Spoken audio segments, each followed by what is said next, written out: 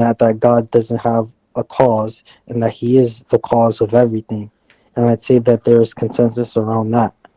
Consensus amongst these three religions out of the 3,000 that exist. Okay, I guess if you all the people who believe that God caused I'm everything, saying all God other caused explanations everything. of God are distinctly different. That I'd say that they don't conform. Yes, hence to there's no those. consensus. Yeah. I'm saying that they don't conform to those, so they wouldn't meet the definition of God.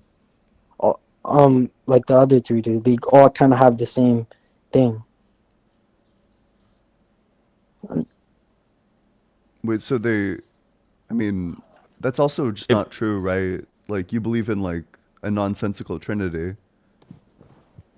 Like, you believe in, like, three gods. You just count the motherfuckers. You know, you got the Father, the Son, and the Holy Spirit. That's three. 1, 2, 3. Three gods. How's YouTube looking, Justin? I think we're back up, guys. Okay, we're back. I don't know Sweet. if the stream health is better, but we'll see in a second if it is.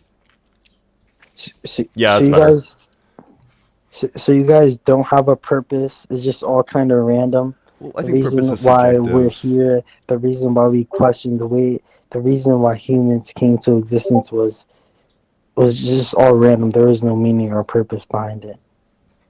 Our existence is meaningless. Well, I think we can assign whatever purpose or meaning we want to. Meaning is subjective. Purpose is subjective. Yeah, my life isn't meaningless. Yeah, my life. If there's no objective, mine is no. Bro, if you want a truly meaningless existence, I want you to ponder getting like created by some dude so that you can find him throughout your life and then you live forever. I think living forever makes things quite purposeless. I thought you were going to say, like, imagine working at the IRS. I love how you say that. Just some dude. It's just like, let's just hold to the idea that God does exist. The way that you would describe him as some dude, the way you're living for. No, this is God, the creator of everything and you. And because of him, there is objective meaning. And I'm saying if there is no objective meaning, let me finish. If there is no objective meaning, that everything is kind of subjective, I would say that there is no purpose for our existence, and that the merciful thing to do, if humans do exist for no reason, was to end that. Because there's no purpose. There's no objective purpose to it. Wait, antinatalism for the win. Gosh, this is my favorite thing. It's like, oh, subjective means non-existent. What the fuck are you talking about? What? Oh my god, like my preference is to eat pizza rather than nails. Well, that's... Don't you know your pizza doesn't exist? I guess you don't have any preference at all because your preference is subjective. There are no subjective... there's no subjectivity to the laws of physics. These are just universal properties. Wait, are we talking about purpose or the These laws are just of physics? universal properties that we observe. Purpose or the laws of physics? Why are we pivoting away from purpose? Hold on, let me finish. Do you recognize that I didn't say anything about the laws of physics being subjective? Do you recognize that you just pivoted away? Do you recognize that you just pivoted away? Now. Let me finish. It's a pivoting Perry. Do you recognize that? Oh my god, let me finish. Do you believe? Is there subjectivity? It's crazy. People who have the least amount of value to add to the conversation always want to finish. Okay, thank you for your snarky remark. Do you believe that there's any subjectivity to the laws of physics? Probably not. Right. Generally, and this is just an observable property of the universe that humans kind of observe. Yeah, sure. Yeah, we agree. And I'd say the same thing applies for God. You don't think God's a subject? Oh my god. Does God have a mind? Does he have agency? I don't know. I'd say it's indescribable. I wouldn't have an answer for that. So maybe I could just like read you a definition of subject. If it's indescribable, why do you believe in it? Because it's a feeling. I felt the presence and the feeling of God. I can't stop that and I think feeling. most humans do. I think you felt that feeling. That's why you believe in atheism. I think you're people who believe I don't know the rest of the words. And no purpose. I think they're very hedonistic, kind of and I think I they have end my up killing subjective themselves. purpose. Got the whole squad laughing. No, I'm laughing. I wouldn't dare to make you guys laugh. You guys don't even have a sense of humor. It's all stale. Yeah, the words. I literally just sang KYS. like 2 bars. Yeah, I thought. Okay, wait. So is God a being that exercises agency, It has no undergoes conscious meaning in it. You're just experience? rearranging carbon atoms, right? Yeah, buddy isn't Because even there is interested no in the God. question. You're just. Friend, Kale, To lock kill. in. I'd love to see you engage with some question and answer. Can you answer the question that Ian asked? Yeah. Yeah, the Yeah, question go ahead, is whatever. is God a being that exercises agency, undergoes conscious experience, and is situated in relation to other things that exist outside itself? That was too much. Well, I'd say all those words like you use, like consciousness. Those are purely human concepts, and I'm saying for you to put a definition to God, Does I'm God have saying an it's taking experience? away Does God from it experience because things? I think God is immaterial. I don't think God is subject to anything. First, you can't That's make not a. the question. That's what I'm saying though. You Did can't God create feel angry? these Did God human experience concepts. anger? Do you agree or disagree with the Not verse in in the the way Bible that where we God do. experiences anger? I believe when we use the word anger in relation to God, I think it's hinting at something that might be towards the nature of God, but I don't think it encapsulates it. So I wouldn't say you can't define God because So, God is indefinable. And so yet you believe in it. what about 1 Corinthians 2:16 where it says, Okay, "Who but has this known the mind of you guys are the like mind of the idiots, Lord bro. so as to instruct him?" So it literally talks about the mind of the Lord in 1 Corinthians 2:16. Dude, you're quoting me the Bible. Those are meaningless words to you. I don't know why you're quoting me. They're Because you meaningful believe words it. to you.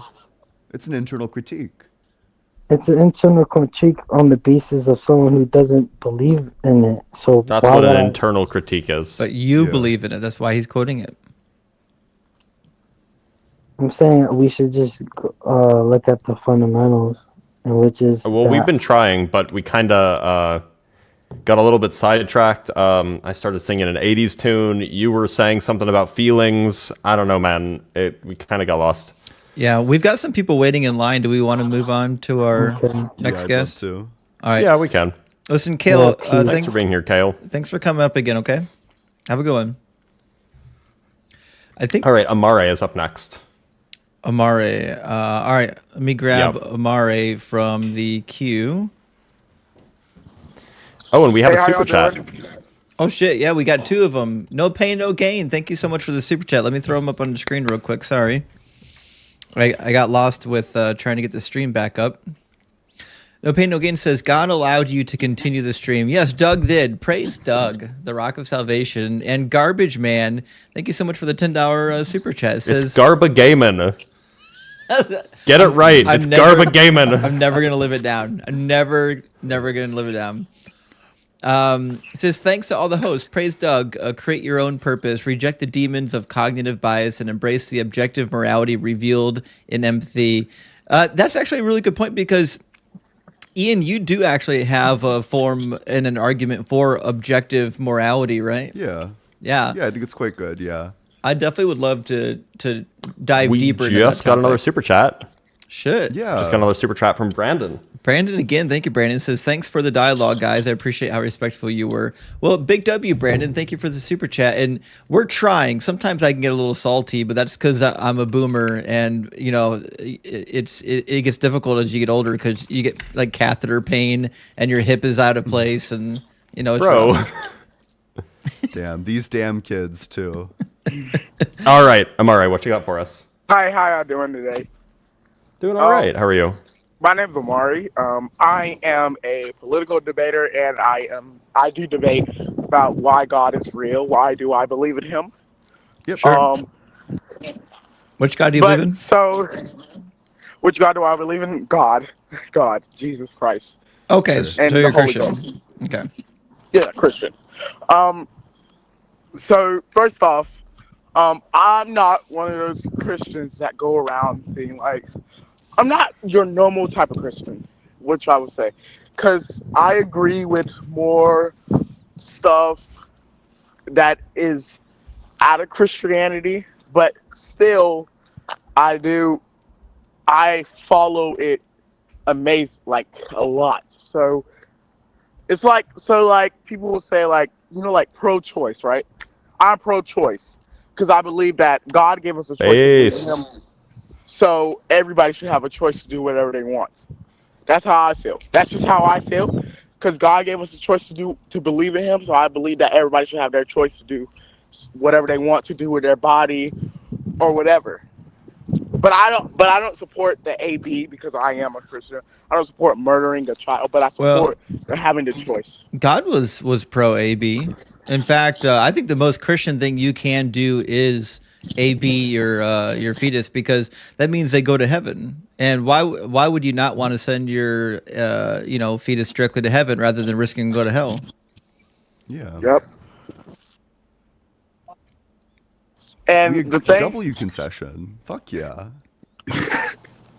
so and I love listening out to people that are atheists.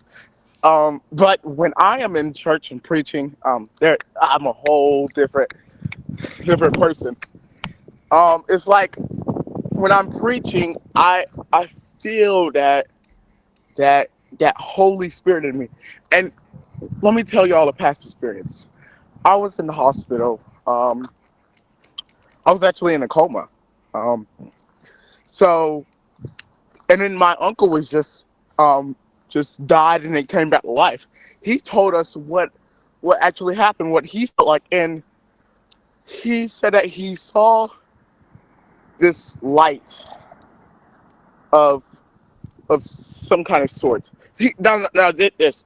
My uncle, he does not believe in God. He's not one of these strong people that like Christians. He believes that there is a higher power, but he does not believe in So Christianity. it's pretty common for people to have a certain set of experiences when their brain is starving of oxygen, and this is pretty explainable by like standard neurochemistry. Like when your brain is starved of oxygen, it releases certain hormones, and those hormones cause you to perceive certain things.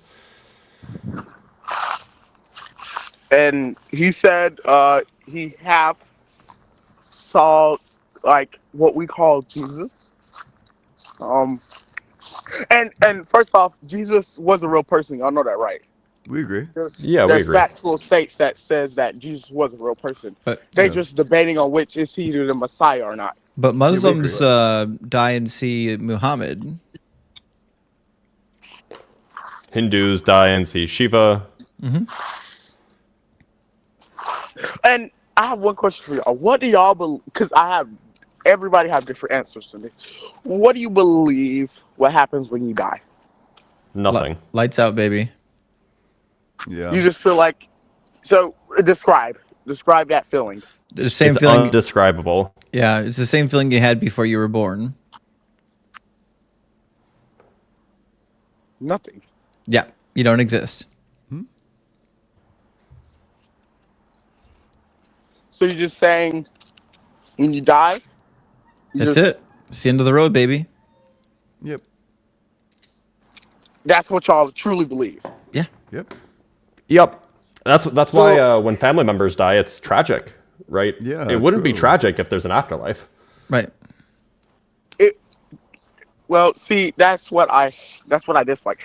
I like funerals to be a memorial, not sad or something. Because you want to feel a funeral, not you don't want to cry about the person who's dying, because when I'm gonna have him play Another One Bites the Dust at my funeral. I I hope everybody I hope everybody wails at my funeral. I hope everybody is hella sad. Oh, not me. Shit, there's gonna be a party. No, I want people to be like, bummer, that guy's gone. I wish he wasn't gone. I'm so sad. Oh yeah, you want people to wish you were here. Yeah. Um, Anyway, but so also, Amare, when you- what's the argument? Like, why do you believe in God? Yeah. Why do I believe in God? I believe in God Yeah. because they like the Bible tells you a lot. And before I was not believing in God, my life was not even hard. Like nothing was hard about my life. But once I start believing in God, and this says it in the Bible, when you start believing in God, the devil pulls you more. So the reason you believe in God is because when you started believing in God, your life got harder. That's not a very good reason. I didn't believe No, in no, no, God, no, but then I no. believed in God, and my life got demonstrably worse. So that's why God is real. Yeah, because didn't Jesus say that my burden is like my burden is light and my yoke is easy? Wait, I thought that was the guy who's teaching you how to make scrambled eggs on Saturday morning. Me too. Wait, what are you talking about? But yeah, God, we can't really and it doesn't sound right to people that do not have faith. Like y'all, it does not sound right to y'all that there's this uncreature, this unbelievable creature that we believe in that we don't have truly evidence for, Satan. but all we have is faith. And it all comes down to faith. Why did Because- God because- create his own enemy? God did not create his own enemy. Well, God created Satan. He did create Satan. Is Satan the enemy of God? Yep. So why did God create his own So enemy? God created his enemy. So why did God create his own enemy? Well, we're asking Why you. did he? No. Why did he? Because he's playing 4D chess, apparently. Hey, Amari, I just want to double check. How old are you? I'm 18. Oh, okay. Yeah. There's just an age thing. That's all. Yeah. And you're a preacher already? You must be a prodigy. The bar of well, entry is pretty low in the church. Oh, okay. I wouldn't know. Well, I'm in like a mega church, and my great grandpa is the preacher, so I Oh with shit! him. You were like hella indoctrinated then. Yeah. You were like mega indoctrinated. I bet your grandpa. He probably flies around on a private jet, huh? No, my great grandpa. Your great grandpa probably flies He's around the on a one who private jet. Yeah. Yeah. Really? No, yeah. Well, This my motherfucker cousin is not getting into heaven. You don't know who Jasmine Crockett is? Isn't there something about a rich man fitting through the eye of a Yeah. needle and a camel or something? Isn't there something about that? Jesus said it is Something very about hard camels for and a rich needles. man to enter heaven. You just have to make a really big needle. Well, see, I love joking around about stuff like this, but at serious times, I feel like somebody has. This is how I feel. If you don't experience something, if you don't have faith, you can't understand it. Just like with math, if you don't understand math, you can't do math. But Based and true pilled. we do understand the Bible. We just don't believe it. Yeah, you don't believe it. Why? Because it's- there's not factual evidence. Because it says things Right. that are demonstrably untrue. Like it says rock badgers chew cud and they don't. It says that women. I didn't even know badgers were made out of rocks. Well, it's all metaphors. It's certainly not a metaphor. With the what's the metaphor for a rock badger chewing cud? Go ahead. Guys, I'm on my morning walk and the dog is coming at What's Run! Run! No, I have faith in God. I don't know, Yeah. man. God didn't protect God didn't protect the kids who were getting mauled by by some bears. Yeah, didn't protect the dogs, 42 kids from bears. Dogs are usually a bad omen in the Bible. Jezebel was eaten by dogs, so God might be calling you Well, to the same so- fate. So just like God gave you a choice to believe in Him, and you don't believe in Him, Because there's no do you evidence. think belief is a that's the- choice? so you have a choice to believe in No, Him. you don't. Well, so I don't So think that belief is like a choice. Like, so the way we come to our beliefs isn't by consciously willing, like, I want this one, I want that one, I want to believe that 2 + 2 = 4, I want to believe that the sky is blue. Rather, we have like certain perceptions, certain experiences, and these the experiences sky is shape our actually not beliefs blue. necessarily. So I'm not convinced that God exists. I can't believe that God does exist any more than you can believe that God doesn't exist. So you can't believe based off of like when I mean he gave I us would need to be convinced of it. yes, and at the end of the day, it's still your choice. Because what is I'm not choice? convinced of it. No, You no, need to but what is convince me choice? of it in order for me to What is make that choice? choice. Come on, give me the definition. Yeah, like making a decision, like willing towards some end. I can't just will. Wait, can you choose to believe that 2 + 2 = 5? Yes, Then do No, it you right can't. now. Actually try and stop and two choose to plus believe two that 2 equals + 2. 5. I don't want you to just say it. I want you to try to believe it. Yeah. Because for me, no matter how hard I try, I can't will myself to believe that 2 + 2 = 5. I just can't do it. Well, see, how do we know that 2 plus 2 doesn't equal 5? See, these are Because all the these are definitions of the terms. no, but this is all hypotheticals. It's not It was hypothetical. It was man It's made. analytic. It's It not a was man hypothetical. made. It's literally just like the definitions of all these terms. Well, technically, you can just say something is, and you'll believe it. No. No, that's Yeah, not well, true. okay, Amari, so do you I think can't that say God should know biology? should he? Yeah. Well, I don't want to know biology. I don't need it. No. Does God know biology? Does he know biology? Yeah. Probably. I don't know. Does I'm God, not. the all-knowing God, doesn't know biology? Does he? Probably does. I don't know. I mean, if I'd hope so. if he doesn't know biology, does that mean that he doesn't exist? That'd be a crazy God that he created humans, but he doesn't know how their bodies work. Okay, so Maybe it makes if we sense were- because our bodies are all sorts of messed up. Yeah. well, see, no matter who you are, no matter what you are still a human. Yeah, we're aware of Cool. that. So the question was whether or not God Wait, knows wait, wait, biology, wait. because Mike, first of all, how do y'all think that So- we were made? How do Amari, y'all think that we were made? just hold on here a second. you Don't pivot. pivot yet. Okay. So the Yep. question was whether or not God knows biology. Based on the tenets of your religion, you must say yes, because the God of the Bible is all-knowing and he created human beings. So then I'll ask you a second time, does God know human biology? I don't know. Oh, shit. I'm not God. I don't know if you should be preaching if you don't know what the Bible says about God. I know what the Bible says about God. Does the He's Bible say all-knowing. that God knows all things? Yes. Okay, so does that mean that God knows all things? Yes. Is biology included in all things? A thing? Yeah. Okay, so then does Cool. God know biology? Yeah. Great, okay. Perfect. So then... So I'm a little bit mental. I think you're doing fine. So the problem I I have play- with this claim is that God clearly doesn't know biology, because in Deuteronomy 22, he says if a woman doesn't bleed on a sheet when she consummates her marriage, it's presumed that she's not a virgin, and then they can take her out back and stone her for not being a virgin. But not all women death. bleed. Yeah, to death. Yeah, not all women bleed their first time. Only about 45% do.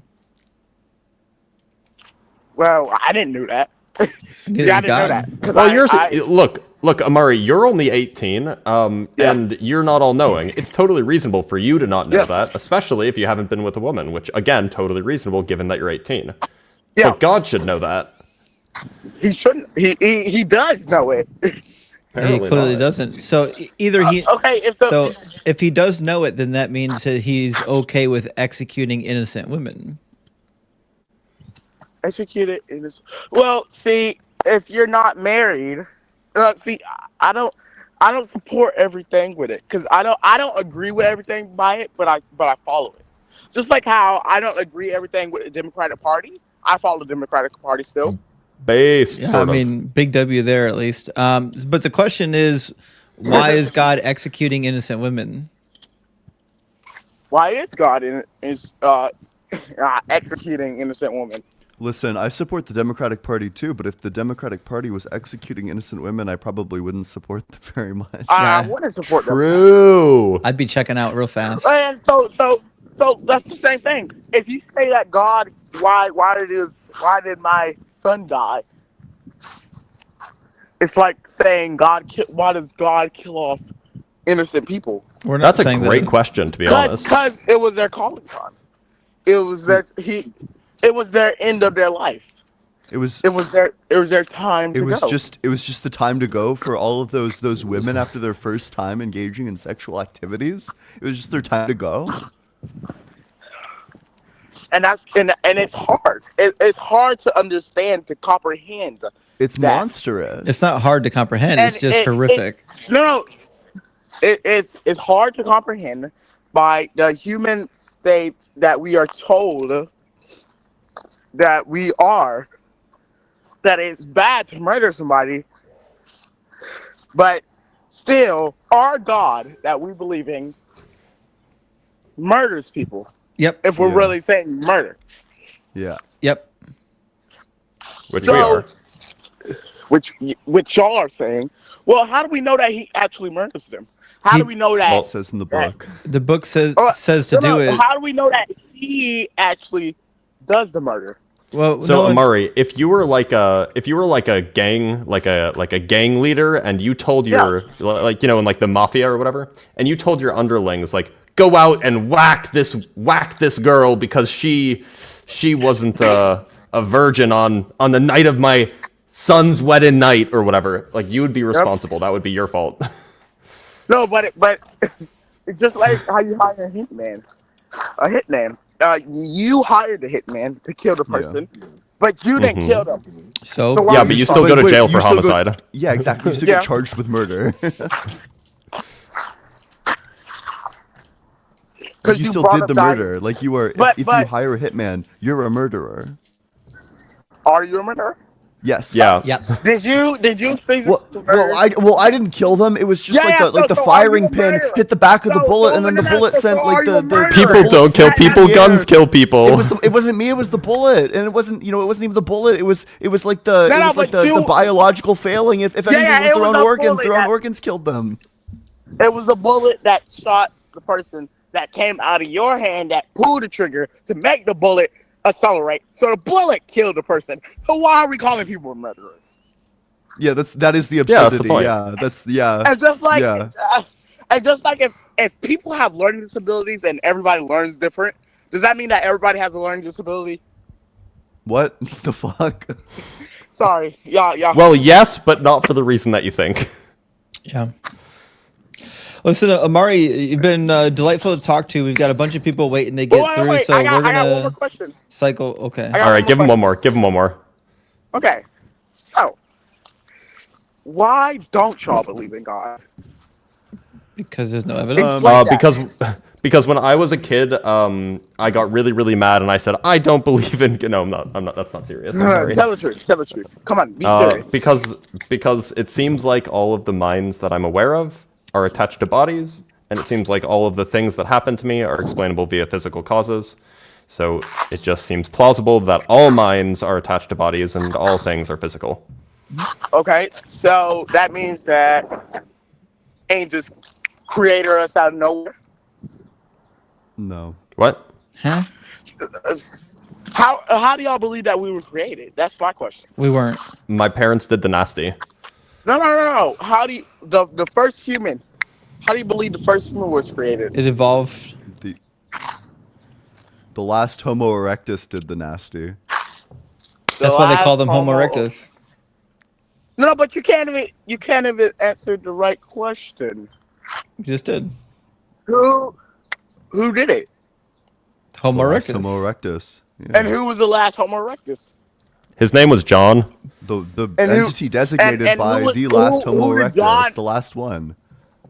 Who birthed John? Martha. Who birthed Martha? Stewart. Henrietta. Who birthed Henrietta? Omari, you know that We this- need more Elizabeth. back. the way this The goes timeline, is it just it goes doesn't make all the way back into evolutionary history, all the way back And when did to a evolution start? single-celled organism.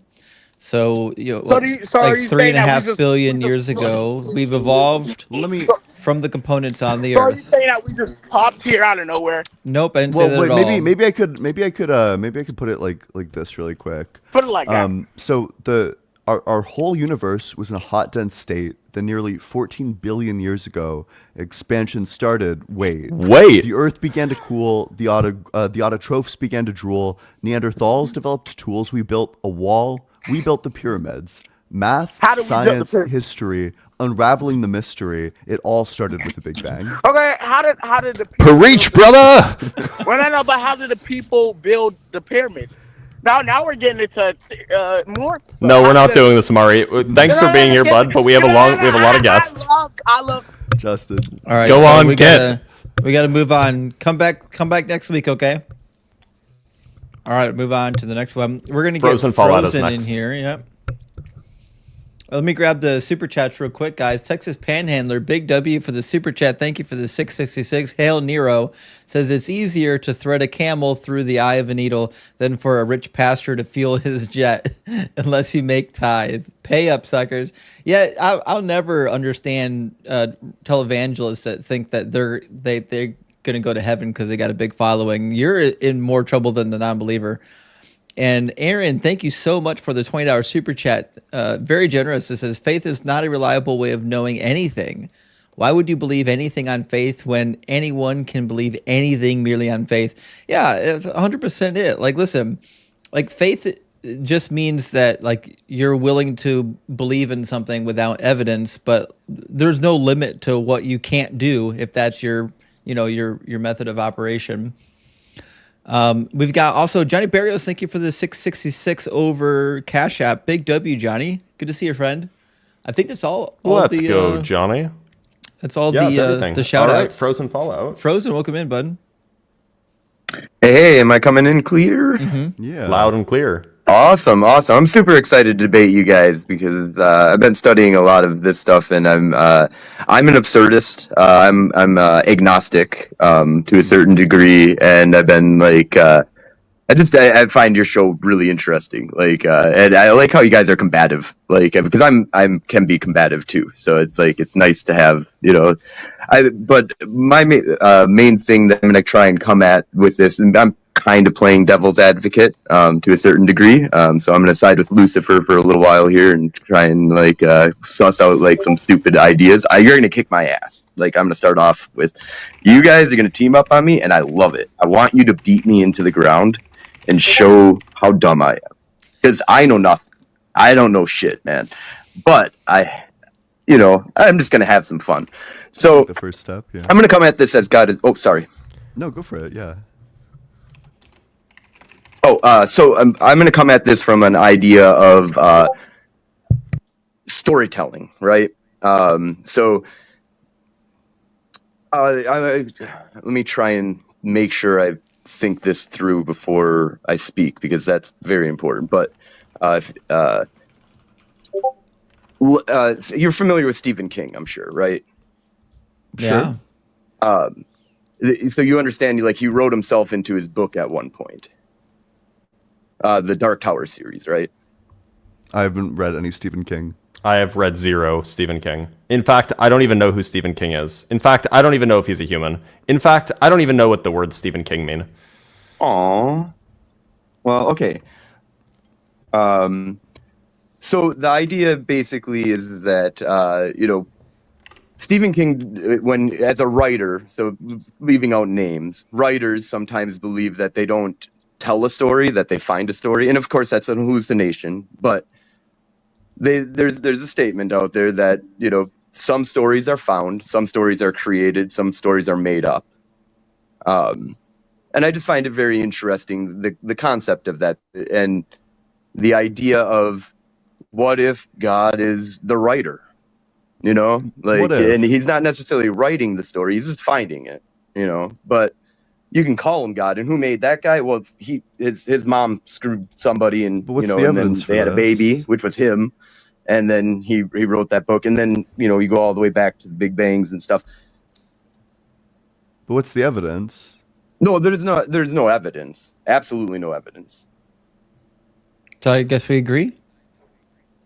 Yeah, I mean, okay. if all we're saying is like, you know, what if PCs actually work because there's like a bunch of like tiny like fairies in there who are just like swapping data, and they like turn invisible and run really quickly between you and like the server you're trying to like connect to, so they can like transmit information. It's like, I mean, I guess I just don't That really sounds know. right, to be honest.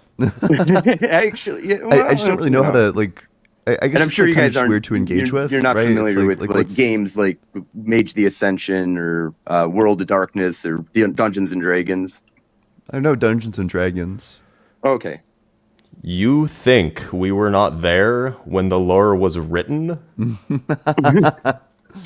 We weren't. That's an interesting chat. But I guess I just don't think that there's. I guess I feel like the conversation like kind of falls flat immediately because I just don't. I don't Okay. know. If there's no evidence for it, there's like really nothing to talk about. If there's no Okay. reason to think that that's the case, then I just don't really know. Yeah, that's a fair answer. Absolutely. Yeah. Like I said, I know nothing, and I'm a complete idiot. So I'm, No, I'm don't put playing yourself devil's down like advocate. that. So I don't know. Isn't that what Diogenes said? And he was a pretty smart fellow. well, I mean, Socrates tried to do that too, and I mean, I love Socrates. He's a great guy, but he might not exist either. He Oh no, never- Diogenes said that we are featherless bipeds. No, that was Socrates that said featherless bipeds. Plato said humans are featherless bipeds. And then Diogenes plucked a Diogenes- chicken, and then he showed and up then- to Plato's. and I threw him out forget of- the yeah. fucking like the Greek name, and he was like, "Oh, thus Plato's man." And then yeah. So we're all featherless chickens, I guess, Well, I mean, running around yeah, I could see that. like that. No, I'm just, it's one of the things is that Socrates is the one that's supposedly taught, because there's no evidence of his existence besides There's tons writings. of evidence. What's that? There's like mountains of evidence. Like you can hardly read like anything from that time in Athens without it like directly mentioning Socrates. Like he shows up in like so much like Athenian pop culture from that time. He has multiple people. Like it would be just crazy if he didn't exist, because you Okay. have people like Aristotle like literally characterizing his arguments. Like Aristotle goes through multiple different philosophers and is like, this person believed this thing, this person believed this thing, and Socrates is one of them. It would make no sense if all of these other people existed and Socrates just didn't. Okay, What, you no, don't that- just insert random characters into your biographies all the time? Yeah. Just to throw people off in the future? I mean, I do a lot of writing, so one of the big things is that, I just make shit up a lot.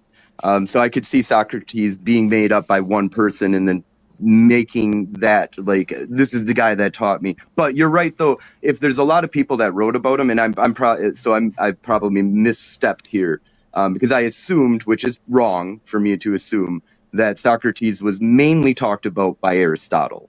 And I could be I'm by probably very Plato. wrong there. By Plato Plato, is- the yeah. broad. Or Plato. Okay, Plato, yeah. Yeah. Plato, and then who taught Aristotle. But, Okay. Yeah. So, cool. So it's not like Jesus, right? In what sense? Oh, no. Well, there's a lot of people who say that Jesus doesn't have any proof for existence, like other than because he didn't write anything. He just like talked to 12 dudes or whatever. I don't think we're No, mythicists. we have reason.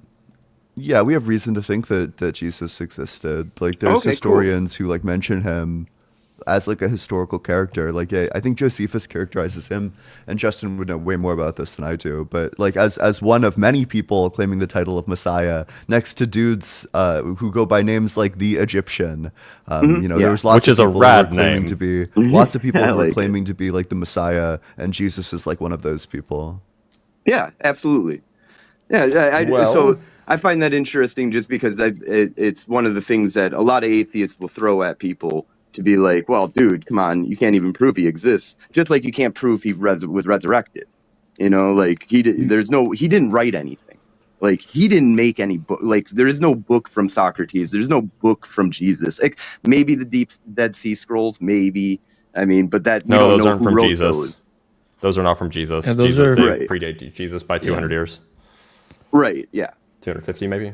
But anyway, so it seems like we're generally in agreement, so we should probably move on to the next guest. Cool. Awesome. Thank you very much. Insofar as that. It was good to Well, hear thank from you you, for your Frozen. time. Yeah, we appreciate you coming up. Yeah, absolutely. And good luck, guys. Yeah, you guys are doing really good work. Cheers, buddy. Thank you. Appreciate it.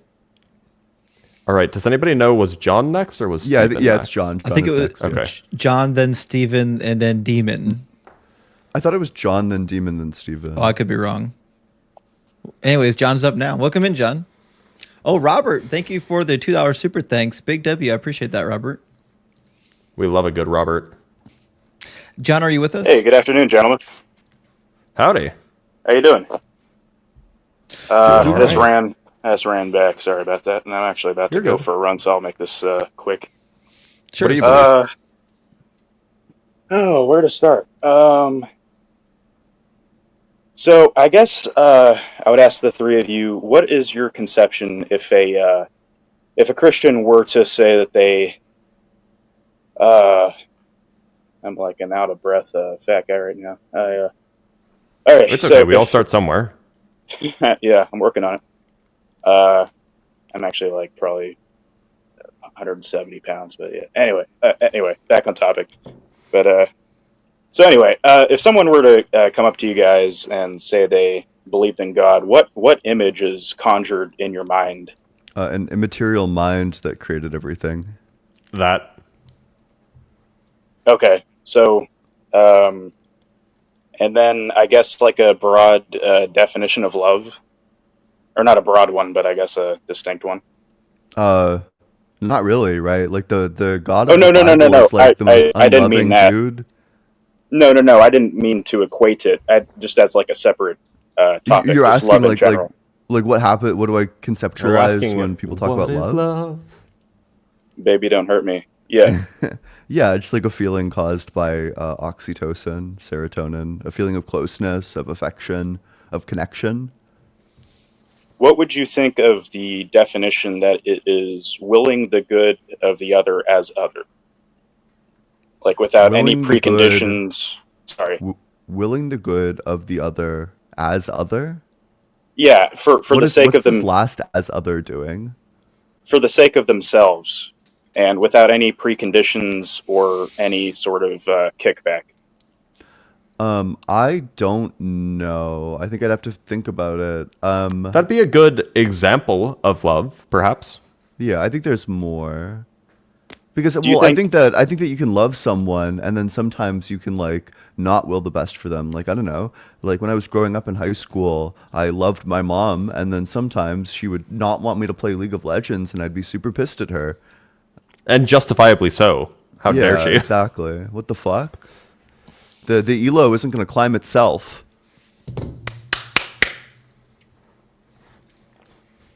So I don't know. I think that that's like that's a manifestation of love. Do you think But I don't think it's the only one. Do you think it's a decent summation of its essence? Of its essence, probably not, because I think that there's things. Because I think that you could like love someone. I don't know. Like essence talk is really weird. I like probably not. I think that there's like counter examples to this. Do you think anything other than that would just be? So, do you think it's also that love is also like indirectly an extension of pride? Like at the end of the day, that there's always some sort of selfish motivation involved. Not necessarily. I don't know. It's Not in really any standard notion of selfishness. I don't think so. So it's required that it is selfless. Well, no, but it's just like these are two separate like expressions, right? Okay. Let me see. here. well, I mean, fuck, sure. Like, let's say your definition of love is like absolutely correct. Then what? I guess I would tie it in.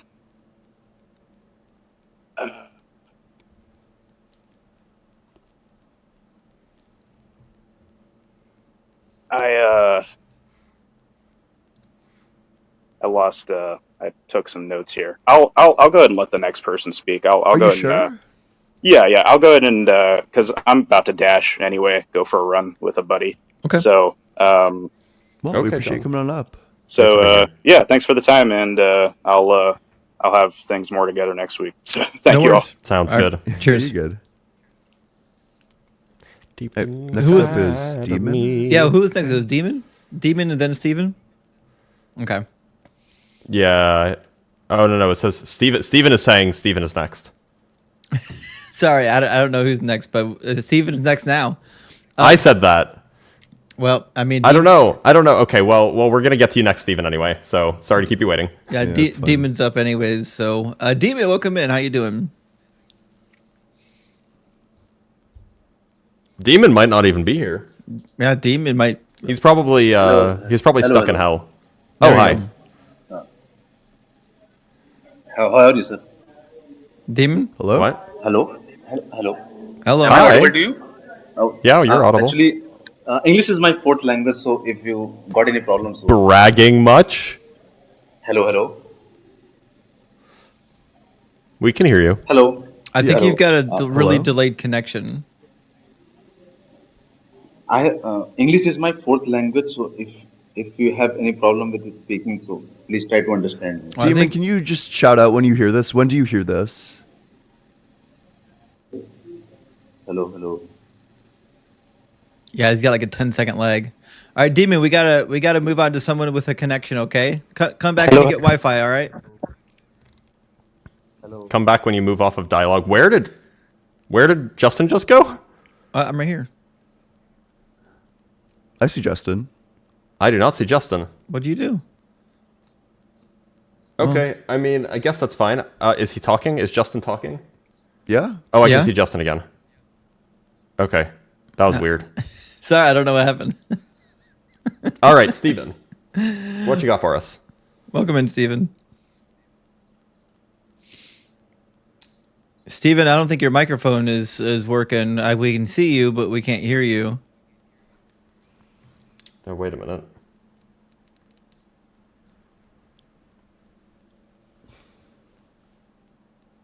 No.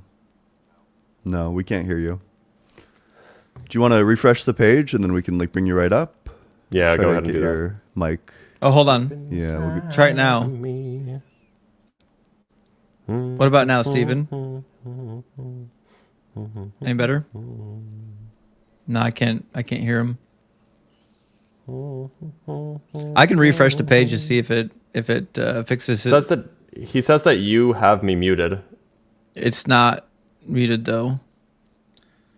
Try refreshing, Steven, and we'll bring you back in. Yeah.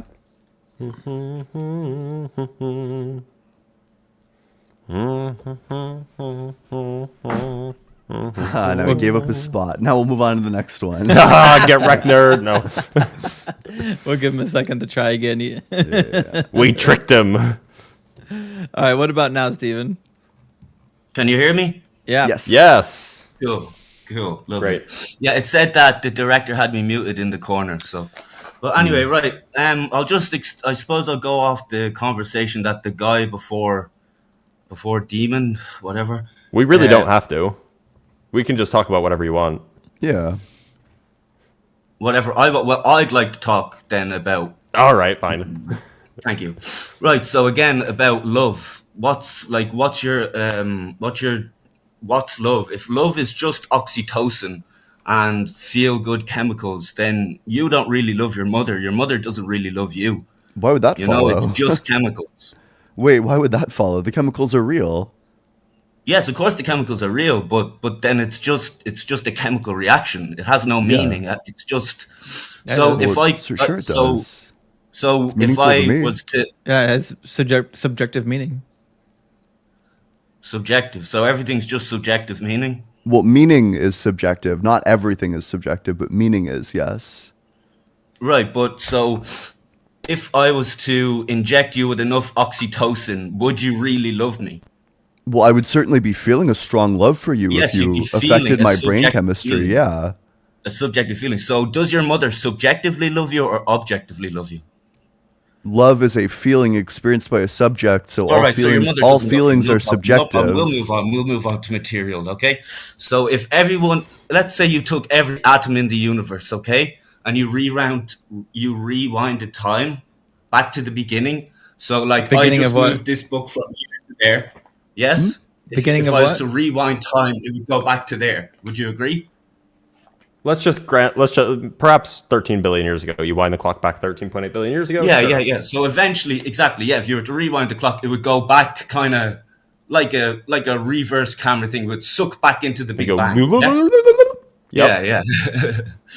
And so, but if then, what was the difference in the quantum field or whatever that enabled Earth to grow, humans to grow, everything? Because if you look at it logically like that, if you rewinded it all the way to beginning and let it play out, it will play out in the same way. That's only if there's no free will, yeah? So what decided before that this is how the world was going to play out? Well, if it wasn't going to be this way, it would have been some other way. I did nothing. So happened to be whatever this way. Nothing yes, but decided. That's not how it happened. Nothing decided how it was going to be. So a good analogy here is I moved this from here to there. I moved it, so Right. if I rewound time, it would 'Cause go you're- back. yeah, If 'cause we you- rewind back every human decision But back you're- to the beginning, Stephen- every atom back to the beginning. Stephen, you're a subject. You're moving the book. In your scenario, Yes, it's not exactly. analogous, But- right? So you're assuming that there must be a book mover, but there's not a book mover. There's no universe mover. Yeah, but not necessarily. I just used that as an analogy, like So- I said. But I'm saying, so if Stephen- we're sorry, go on. You're a bit delayed, so I might talk over you. Oh sorry. yeah.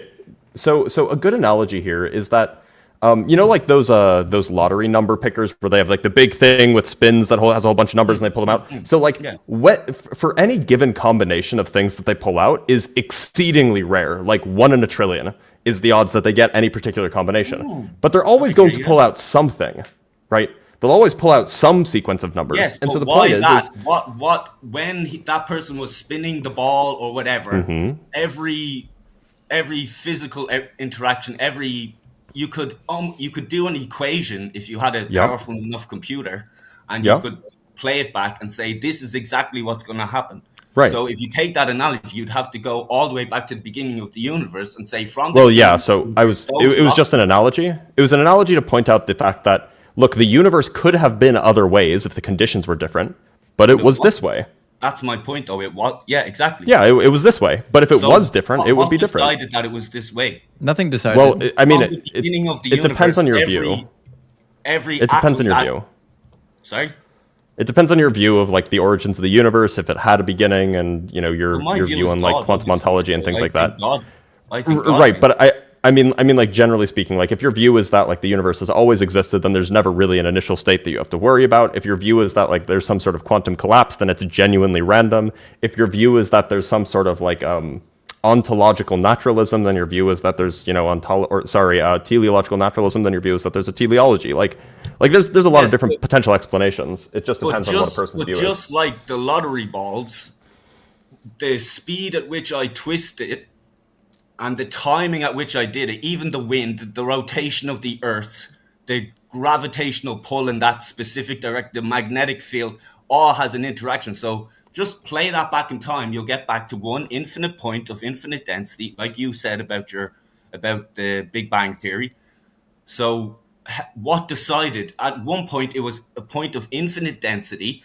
At some point, quantum fields had to go in different directions, something had to be decided that this particle went that way before this one. And thus the entire universe was created. So yeah, so I lean towards the universe having always existed. So there's no need to explain an initial state because there is no initial state. Were you not the one just singing the Big Bang Theory? No, that was Ian. No, that was me.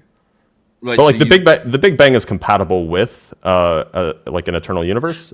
Right, so you believe the Earth is eternal. Well, not the Earth, the universe. Sorry, excuse me. Yes, sorry. Yeah. Yeah, right. That's the way I lean anyway.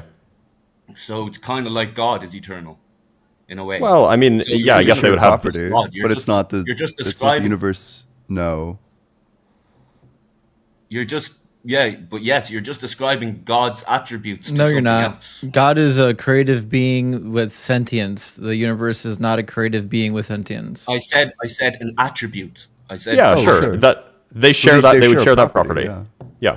Yeah. yeah, Although I would yes. say that typically, and this might not apply to you, but most theists will say that not that God has always existed, but that God is timeless, meaning that God exists outside of time, and Yeah, not it that says in God the always gospel. existed in time.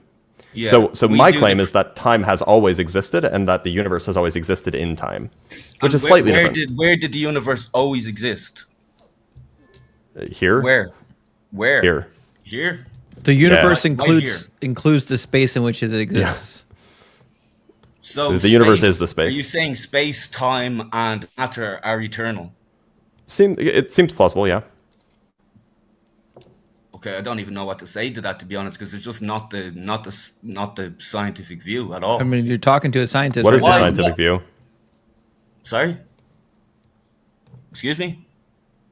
So you're talking Let's to go a for it. I'm a scientist physicist. right now. Right. So, okay. So, who do I talk to? The scientist or the one that that believes that the world's eternal, that the universe is I'm the eternal? same person. Well, obviously not if you don't hold the scientific views of the day. I do. It's wild My that views are consistent with the data that we have. Stephen, do Did you the have a Big, degree in I need to know science? if the Big Bang happened. The Big Bang happened, but it wasn't the beginning. How about that? So Does that help? space, time, and matter came into being at the Big Bang, but space, time, and No, matter that's did not not what the Big Bang is. So the Big Bang was the rapid expansion of a small state. The universe used to be very, very small, and then it got very, very big. That's what the Big Bang is. The Big Bang doesn't say anything about the creation of space, time, and matter. That view Well, is space, roughly time, and 40 matter years out of came date. into being at the Big Bang. No. That's So that's where not was the the scientific space, where was the consensus. time, and where was the matter before that, before the Big Bang? The scientific consensus is not that space, time, and matter came into existence at the Big Bang. That's not the consensus. What's the consensus? Because The consensus is that the I thought I'm not a it's scientist, fine. but I thought that was the So consensus. the consensus is that about 13.8 billion years ago, the universe as we know it was very, very small and very, very hot. And then for reasons that we don't yet fully understand, it began to expand.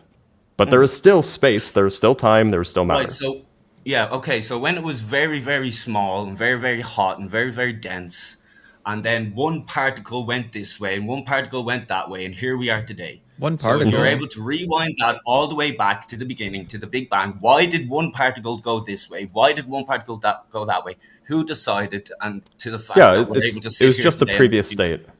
What? It was just the previous state. So prior So to we the just- Big Bang, there is another physical state that led to the Big Bang. Now we don't know what that we don't have a good description of that, and this is speculation. But like if you have an infinite The chain of events, description is called God. I mean, I'm just talking about physical states. So I'm talking about one physical state that leads to another physical state that leads to another physical state, and Exactly. That's exactly what I'm saying. That's exactly what I'm Yeah, saying. But that's all what I'm saying. What decided? Nobody that decided. One particle The went this way, previous- one particle went that. Even if you go back before that, you're just on. It was pushing the question previous down. state. Well, yeah, But you're but the just point is pushing the there's question back. always a previous state. If the universe always So- existed, there's always a previous state. So what decided the very what? Okay, say we go back 1 billion states. What decided? What decided that? How did The one why did before that. one quantum field go that way and one went that way? It was the Why? one before that. What? But why? What Because cause? there What's is the because we initial have cause? causality. There is yeah, no exactly. We're here today, so that means that there's a Right. cause, and everything with a cause It has doesn't. a beginning. It doesn't. Well, that's No, not it true. doesn't. That's the claim that's in contention that we don't necessarily accept. Okay. So this state was caused by the previous state. That state was caused by the state before it. That state was caused by the state before it. Well, it's So on kinda and like- so forth forever. Help me if I'm that I might have to. It's kind of like when people say who created God and who created that God, who created that God, who created Yeah, that sorta. God. Eventually, you'd have to get back to one all-powerful, all-eternal, No. ever No, you existing wouldn't. being. But with Sorry, go on. No, you wouldn't, because the question of who created God is never resolved if you end with a most powerful God, because you still have to ask the question, who created that God? So it's always going to be So, an all right, infinite so- regress of who created God. Yeah. Okay. So basically, you're just ascribing the attributes of another all ever existing thing It's Yeah, just another. sure. You've just taken two separate attributes of God and placed them in different places. We No. didn't take them from God, though. These are just attributes that are conceptualizable. Yeah, and the difference is we know the universe exists. We have no evidence for God existing. So I think just based on, We have lots of evidence for what is God more existing. Our Lord Jesus simplistic. Christ rose from the dead. No, he didn't. So I think it's more Yes, he simplistic did. to believe Yes, he did. that the stuff that we already know exists has always existed than to believe that something we don't know exists caused all of it. And there's no evidence that Jesus rose from the dead, and the Bible is hopelessly Then why did all flawed the and disciples go to contradictory. death? Because they were murdered by And the why did all state. the disciples go to death for something They're- they knew to be false? Well, again, they didn't know it to be false. We have no idea how many of them actually claimed to witness Jesus, and we have no idea how many of them were actually murdered by the state. The martyrdom accounts come hundreds of years after they would have lived. And the Yeah, but martyrdom, we have the Bible, which was written well, the Bible's 30 to 60 to 90 years after, depending But- on which book or well, the letter Bible you... says all kinds of things that are not true. It can't even quote itself correctly, and Jesus can't even read the Old Testament properly. So if Jesus is God and he can't even read Psalm 110 in Hebrew, I have no reason to believe that he rose from the dead, because he certainly doesn't know what is in the Old Testament. He doesn't know it's in the Old Testament, even though when the woman that was... Because when I was sitting here earlier on, you brought up the thing about a girl that's not a virgin being stoned to death. Yeah, that's Deuteronomy 22. Yeah. What is it? Sorry? Deuteronomy 22. Deuteronomy 22, what? 22... Verses Chapter 22. Deuteronomy chapter 22, verses 13 through like 21. Yeah. Right. Okay, friend. I'll look into that later because I don't have the best translation in my Bible. It's very hard to read. It's the Old English, but I'll Right. look into that later. But So- it's mainly more that particular law in Deuteronomy. Well, the law itself is just a shadow of what's to come and how we're supposed to act. Not according to the it's Old not so Testament. much that- According to does the God, Old Testament say? God said to follow the law forever in Deuteronomy 11:1, 12:1, 12:32, like 13 or 14 different times throughout the law. He says that this is a perpetual law for you, for all of your children, for all generations. Yes, until the Messiah comes, Nope, it and then doesn't we say follow it. him. So we Nope, follow the wrong law. again. Well, Doesn't- the Stephen- Jewish religion is the belief that He didn't say until anything. In fact, if you could find me one passage in the Old Testament where God said to follow this law until, I'll happily Venmo you $100. that's okay. That's okay. I can't give you an actual verse where he says follow this, but Right. until this certain time. Right. But the Jewish belief is that one day a Messiah will come to offer the perfect sacrifice. Mm-hmm. Nope, that's not When the that Jewish happens, belief. Nope, wrong again. That's a Jewish belief. It's that not a one Jewish day belief. It new doesn't covenant will be made. It had nothing to do with anyone dying for anyone's sins. It says a perfect. I never said. I said a perfect sacrifice Nope. that atones for sins. Doesn't It doesn't say have that. To be, that's exactly what it says. Nope. Find the verse. You're lying on the Bible. Liars go to the lake of fire, according to Revelation 21:8. And that's great because I can just repent to our Lord Jesus Christ who took all my sins on the cross. But anyway, so again, back to the law. The law is a shadow of what's to come. That's One not day- in the Old have you Testament. read Abraham? I've read every last word of the story Bible, of which is why I Abraham know right sacrificing now his son. that you're lying.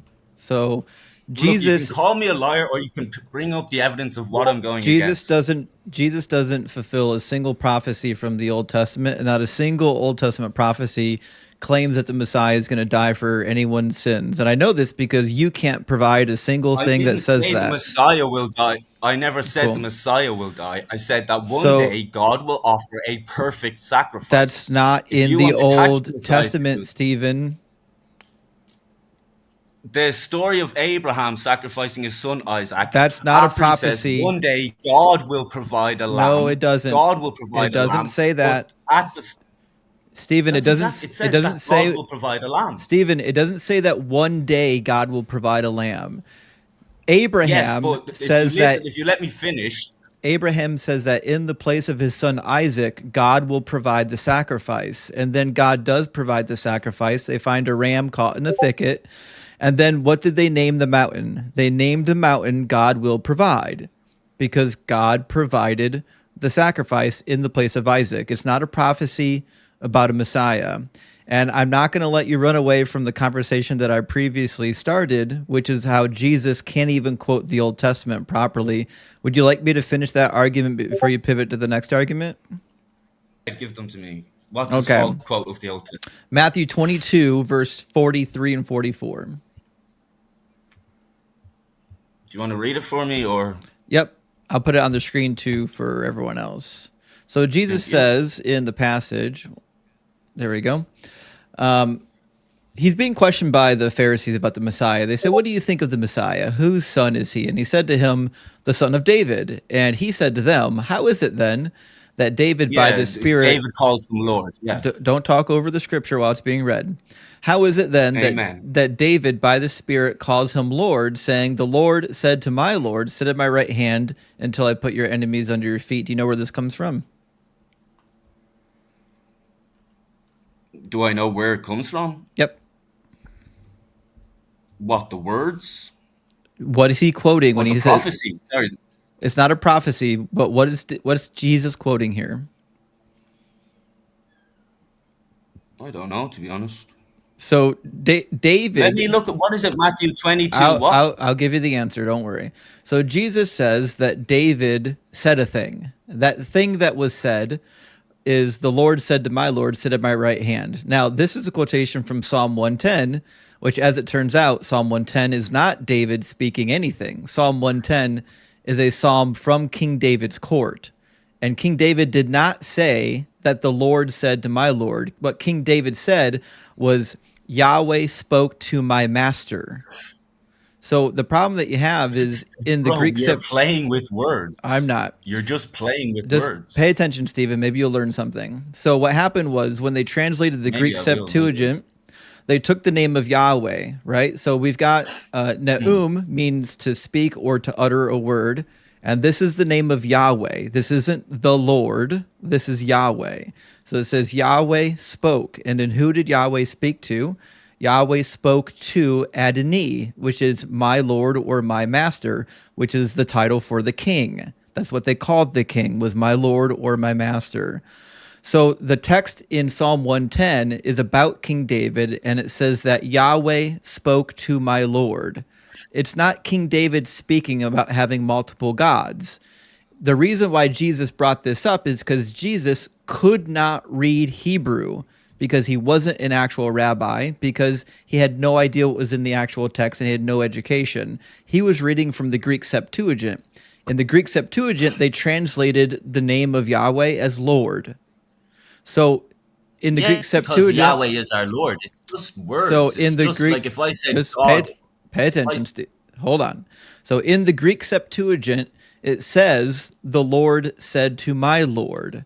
And it's confusing because it sounds now like there are two gods.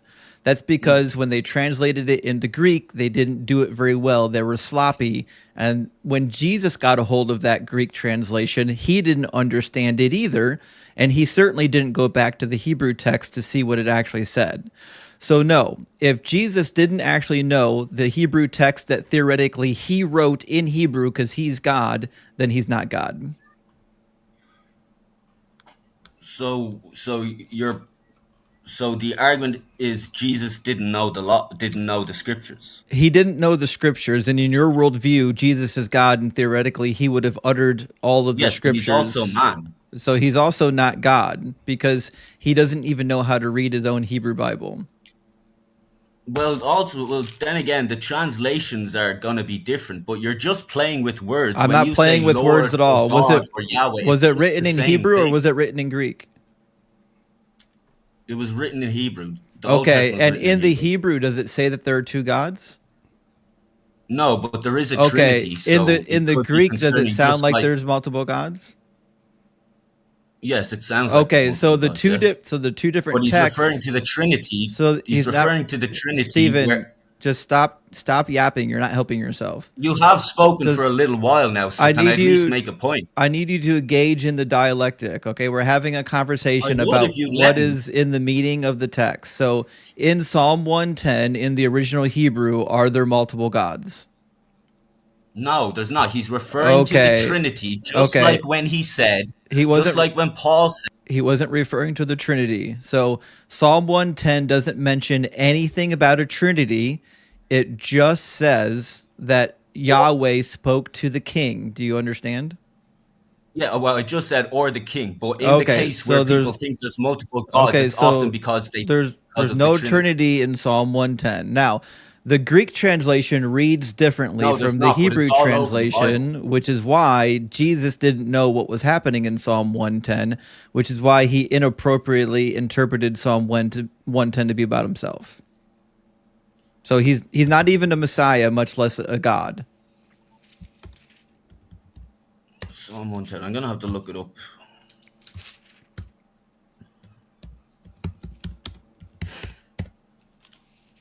Now, it's also true that all the messianic prophecies paint the Messiah as being an actual king. Zechariah 9:9 says he's going to be an actual king. Was he ever a king for one day? Who, Jesus? Yeah. No, but when he returns, every knee will bow, every tongue will confess that Jesus Christ is Lord. So then he didn't fulfill a single messianic prophecy if he was never the king.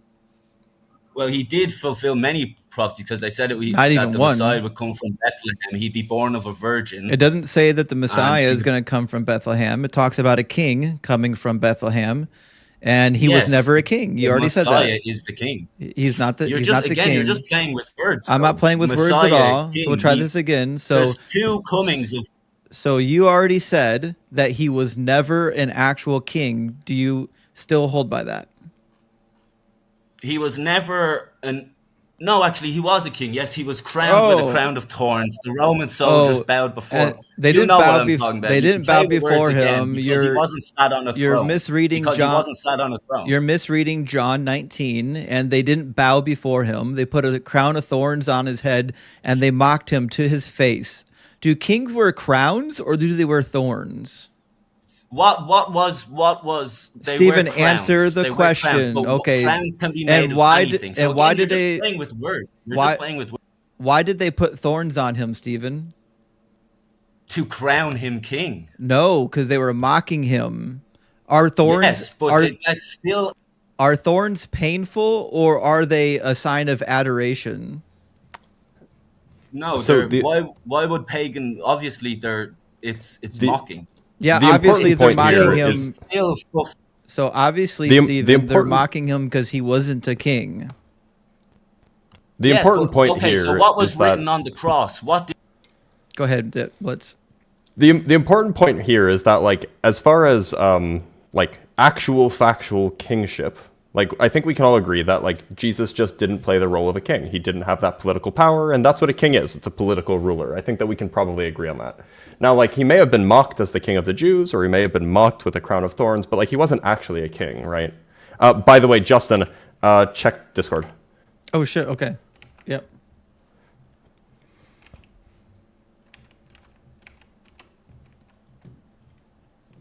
So, Stephen, do you understand the argument that's being had here about Jesus being a king? What was written above the cross?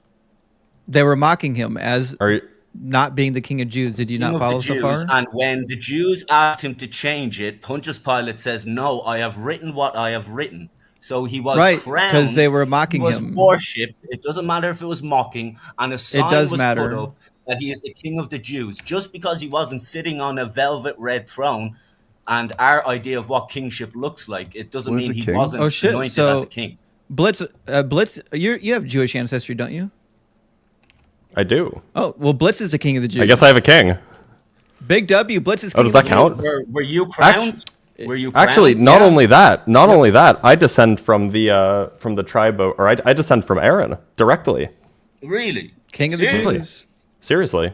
Although I don't get to claim the Kohanim title because it's through my mother. So it doesn't count. You're Jewish. Yeah.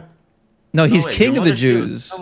Well, both my parents are Jewish, but my mother is the one who's a direct descendant of Aaron. When was he crowned? When was Dr. Blitz crowned? Right now. We're crowning him right now. And people worshiping him. Dr. Blitz has been to Burger King, and at Burger King, they gave him like a little crown. Yeah, so Burger King is king of the burgers. No, he's king of the Jews. True. All you're saying is that a king is someone who has a crown. You're playing weird. all Anyway, you guys, need it is was someone really with a nice talking crown. to you. I'm gonna have to go. I'm I- gonna have to look up more about those psalms and stuff because, to be honest, you got me on that first one before because I didn't know what to say about that. But he quite clearly was, like No, he wasn't. worshipped as He was or never a not king, worshipped, but not it for a was a single mocking day. worship. But he was I know. crowned. Yeah, they He made was fun of crowned him. with and a sign put above him saying "King of the Jews." Yeah. So if you want to say he's not the king, but He's he not. quite clearly was crowned, and he quite He clearly wasn't. was given a sign saying he's the King of the Jews. But we agree that he like didn't rule over the Jews, right? Not yet, not until he returns to his second coming, because even the Jews believed that there was two messiahs. They were mistaken because they were No, they thinking didn't. that there was two messiahs, but it was really Jesus on his second coming. There's no It says Jewish. every knee will bow, every tongue will confess. There's no consensus Sorry, on but- what Jews believed. They believed in a dozen different Messiah concepts.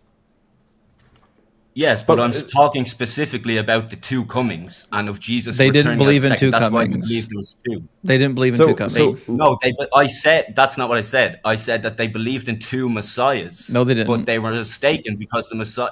Yes, they did. Messiah they ben didn't. Joseph and Messiah ben.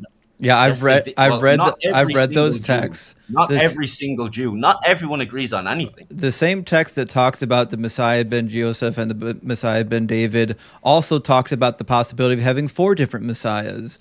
There's a dozen different Messiah concepts in Jewish literature. You're just clinging on the one that you like the best. I'm clinging on to the one that's true because not true. he actually came. The Jewish believe. So did about Simon Bar Abraham saying Kokhba. one day.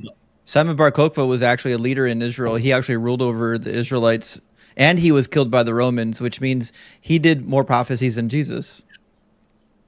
How So, if he did more prophecy if he did everything that Jesus did? That's not more. He did more than Jesus. He actually ruled over the people.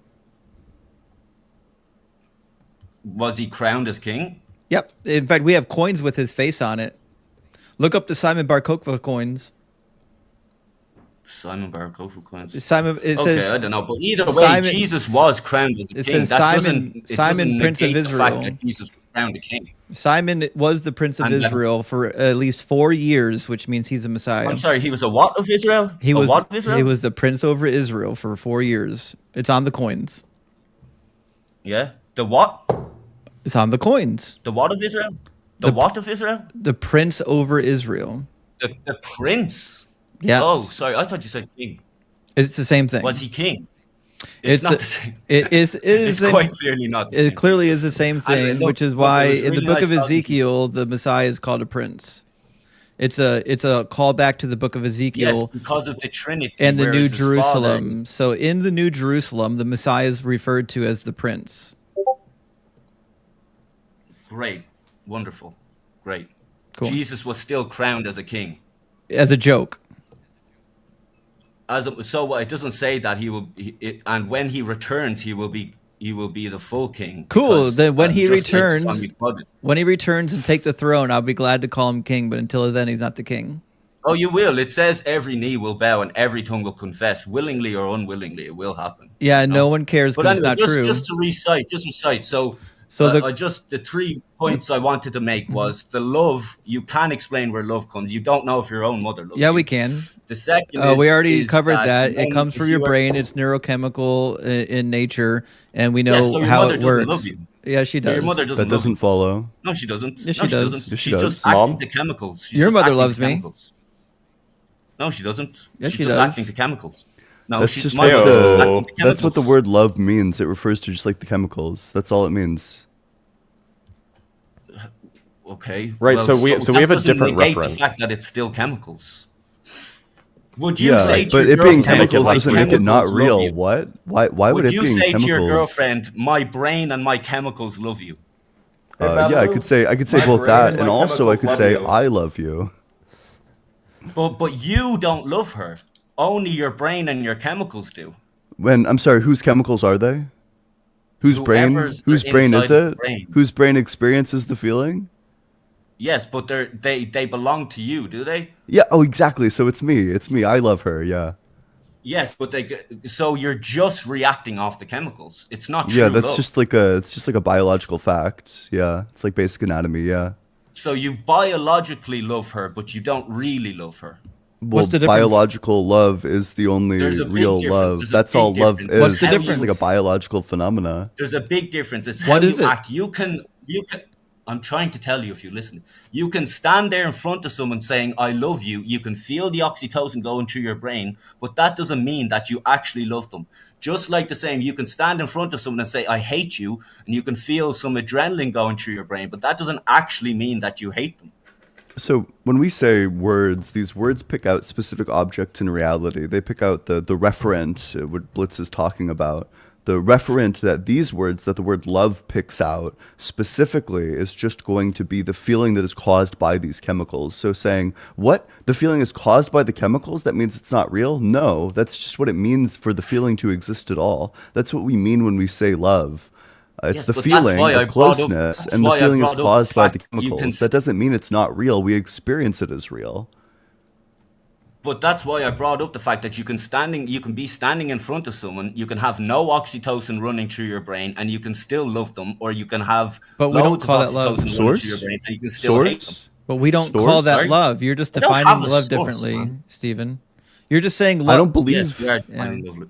Yes, we are defining love differently. We are definitely. Okay. Anyway, guys, it was There we go. really nice talking to you. I'm going to look up the points, and thanks so much for the conversation. Yeah, I appreciate the conversation. Thanks for stopping by. Thanks I for might being come here. back on another day, if you don't mind. We'll be here Yeah, of course, yeah. a week from now, I'm sure. This day next week. Yep. This day next week. Cool. Our Lord's Day. Cool. I'll see you next Our Lord's Day. God Sure. bless you, right? Thanks, Yeah. guys. Yeah. Thanks. That's correct. Thank you. Am I wrong? But is Ian wearing a crown? I mean, it's gold. King of the bees. Wait, no, King they of the them of the bees. bees. Yeah, it's no, no, fuck. Not God said. No, I was so excited to talk to Not God because Not God said I can prove that that you believe in a God. Damn, I was really looking shit. forward to somebody else proving facts about my psychology. I love mind readers. Damn. J Cal, thank you for the super thanks. J Cal says game over.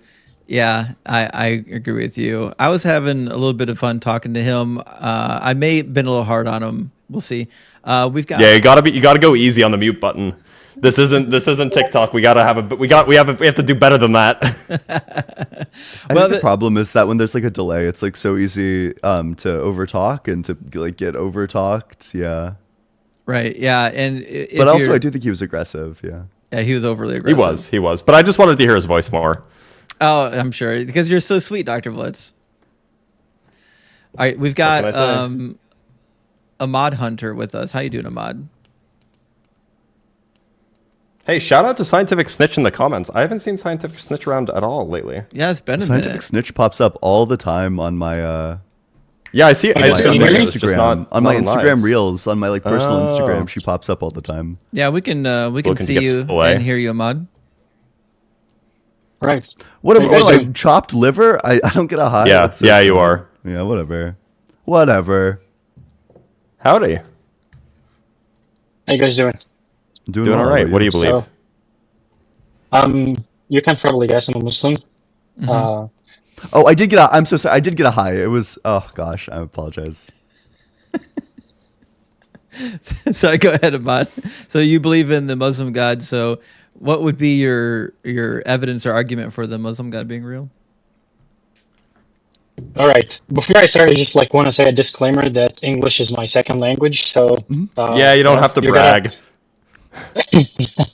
you gotta give me just like the benefit of the doubt. Like when I pause or if I'm slow, it's because of like blame it on my English. I'm not here to offend anyone. I'm trying to have like a decent conversation if I can. So that's the disclaimer. And your English sounds really And good. as for the, I'm trying. Thank you. I'm just trying. And as for the argument, I call it the insufficiency argument, and it hinges on causality. But before I start, I just like want to make sure that we operate from a common background, at least.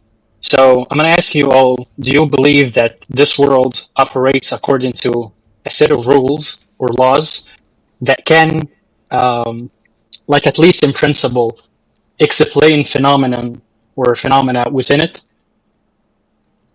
Sure. I think that like the wording is like kind of weird, right? I'd say that I take it that these laws are things that we construct, but what they represent, what they're meant to represent, is the innate like powers that certain entities in the world have that are given to them based on their properties. But yeah, like there's a uniformity to nature. I agree.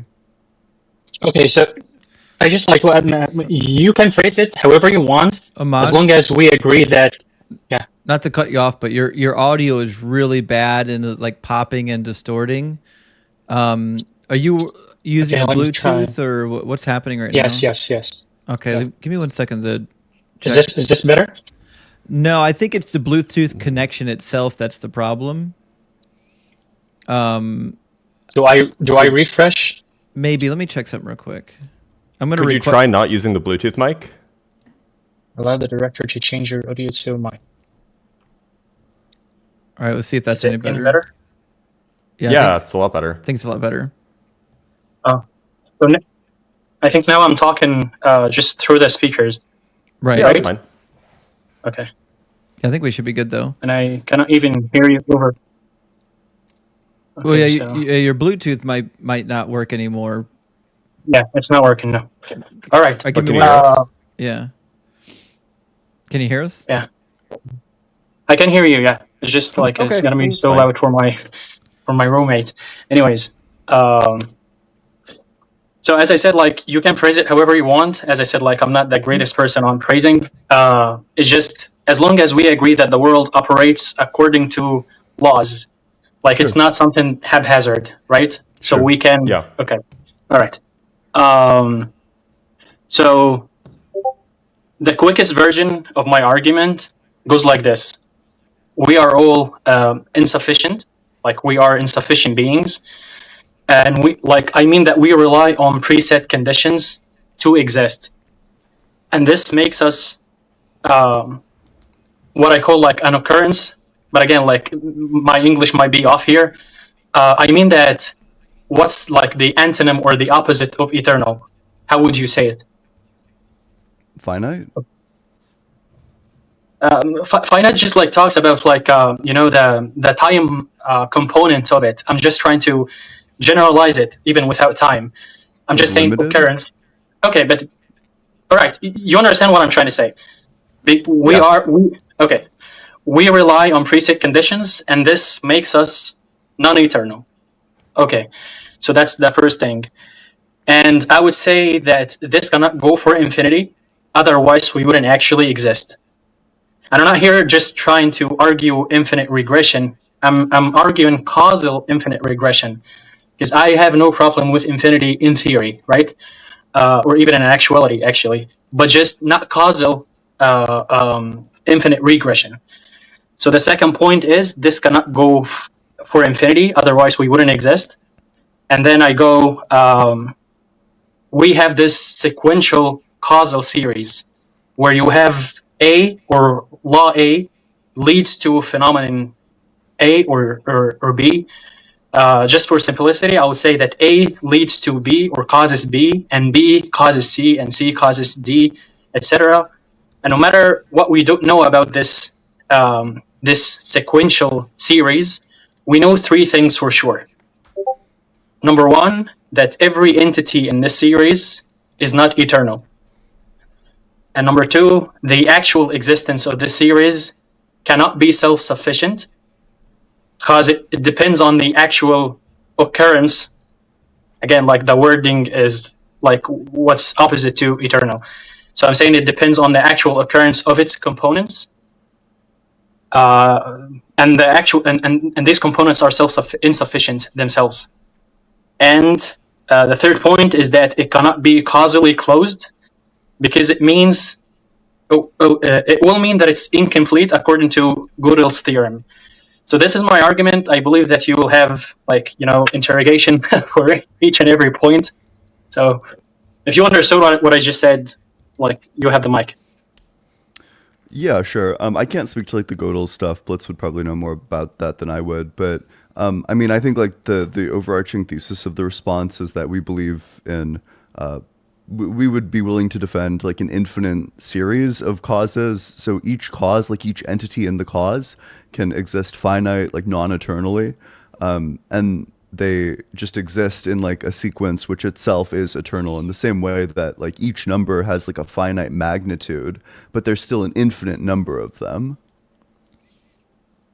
Okay, but do you believe that this series is like an actual series, or it is like a construction of our minds? Like it's something imaginary? What do we mean by this? Like, I believe that we all believe that we actually exist, right? Sure, yeah.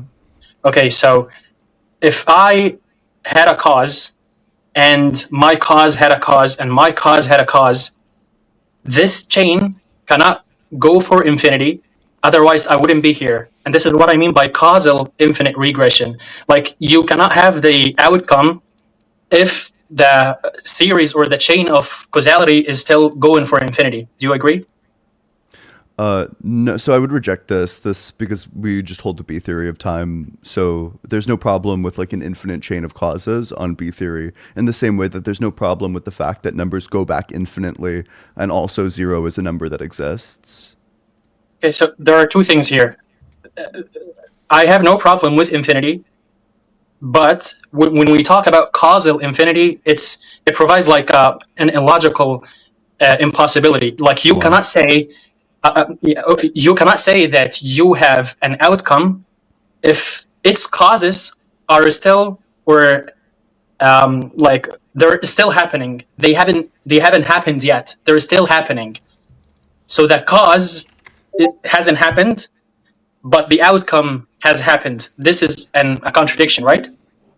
So the cause has happened, and then the outcome happened, and then now we're here. I'm not sure why the cause is still happening. I don't really know what that means. Okay, if the cause has happened, then the chain of causality is stopped at the place or where the causality started, right? The chain didn't start anywhere. That's going to be like this analogy. There is no like starting point to it. Okay, if there is no starting point, then it means that it's still going, right?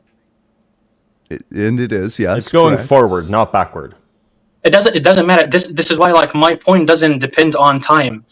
Like it doesn't matter if it's going forward or backward. That's not my point. The point is it cannot go for infinity. Like the causes need to happen for the outcome to happen, or for the effect to happen. Yeah, and they've already happened. Okay. You cannot have it both ways. You cannot say that the causes are still happening, or the chain is still happening, or it's going for infinity. Okay. This was just a confusion. So the chain is still happening insofar as what I'm doing now will affect the future. But the past infinite chain, that already happened. Okay, so the past infinite chain already happened. So that chain, yes. Like if I'm this person and my preset conditions, all of them, they happened already, right? Yep. Okay, all infinity of them, whatever that means. No, it doesn't. That's the thing. Like you cannot say infinity, because infinity means. Why not? Because this is how I understand infinity. Infinity means that it has no beginning. Mm-hmm. So it's still going on, right? Mm-hmm. No, it's not some dynamic thing. It's not something that like you have to go back in time and keep going back in time and keep going back in time. It's set. It's done. It just happens to be that there is no first cause. There is just an infinite chain of causes that have already happened. Okay, so I have a problem when you say that it's done. However, like it's still infinite, because infinite means it's not done. When you say it's done, like these are contradictions. No, you're thinking of potential infinites that are growing infinites. We're not talking about a growing infinite. We're talking about an actual fully realized infinite. Okay, so you believe in actual infinity? Yeah, absolutely. Yep. Okay, but again, my point is this chain of causality, is it actual or potential? It's actual. It already happened. Okay, if it already happened, then you're saying that each cause happened, or the whole chain happened? The whole chain happened, and the whole chain is composed of each cause. Okay. The whole past chain. The future chain hasn't happened yet, right? Right, but do you see the contradiction when you say it already happened while you're saying it's infinite? Yeah, I don't see an issue. So what is the definition of the word infinite? It's boundless, right? It means larger than any finite set.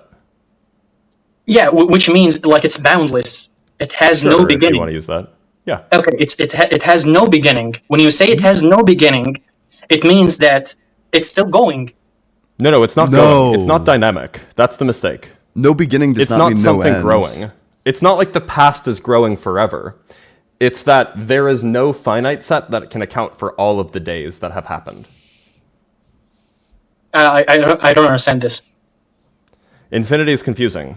And I say that a little tongue-in-cheek, but like this is one of the issues with, like this is why, some branches of mathematics are particularly challenging. But like the point is that there is no contradiction in every day having a prior day, right? There just isn't. In the same way that there's no contradiction in saying that every number has a number that's one smaller, right? I mean, it's true. Yes, there is no smallest number, but we can still talk about the number 6. And so yes, it is very puzzling that there is no smallest number in the same way that there's no first day, but there's that's a totally well-defined notion, and it's not like intrinsically contradictory. Okay, I'll use whatever you use. You use the day. So, for example, we're Sunday, right? So for this Sunday to happen, the prior day or Saturday of yesterday had to happen, right? Yeah. And then Friday had to happen for Saturday to happen. Yep. Okay, so this is a causal series. This Sunday today wouldn't have happened unless Saturday happened and unless Friday happened. Yes. If you have infinite past events, this means that the past events are still going for infinity. Well, no, they're not going. They're static. Now, what is true is that if you were trying to count off the past days, like, I can say, okay, well, yesterday was Sunday, and the day before that was Friday, and the day before that was Thursday. I could do that for infinity, and I never finish. But that doesn't mean that those days are still somehow like loading in the background. Those days are there. It's just that we can't count all of them. Again, I'm not talking about counting. The point is, when you say it's like an infinite, I feel like there is a price you pay when you say it's infinite. You cannot devoid the word infinite from its meaning and still call it infinity. It's not about counting. When you say that past events are infinite, not finite, then this means that they have no beginning.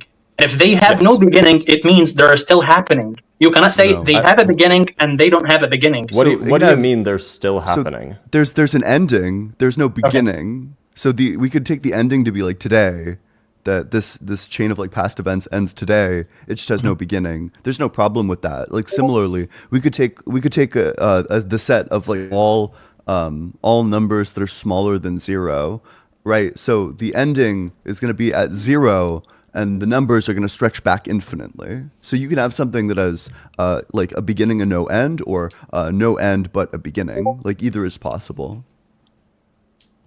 No, it's like, okay. You would say that it has an end, but it has no beginning, right? Yeah, it has an end but no beginning. Yeah. Okay, Taking so today to be the end, of course. Yeah. Okay, so yes, today is the end. Like Sunday happened, but the causes of Sunday, they're still happening. No, they already happened. They already happened. If they already happened, then it stopped. Like happened past tense, it means like it stopped. It already happened. It means it stopped at somewhere, right? Yeah, today. Okay, but I mean, like even the day before today also started. That also happened. That also happened, right?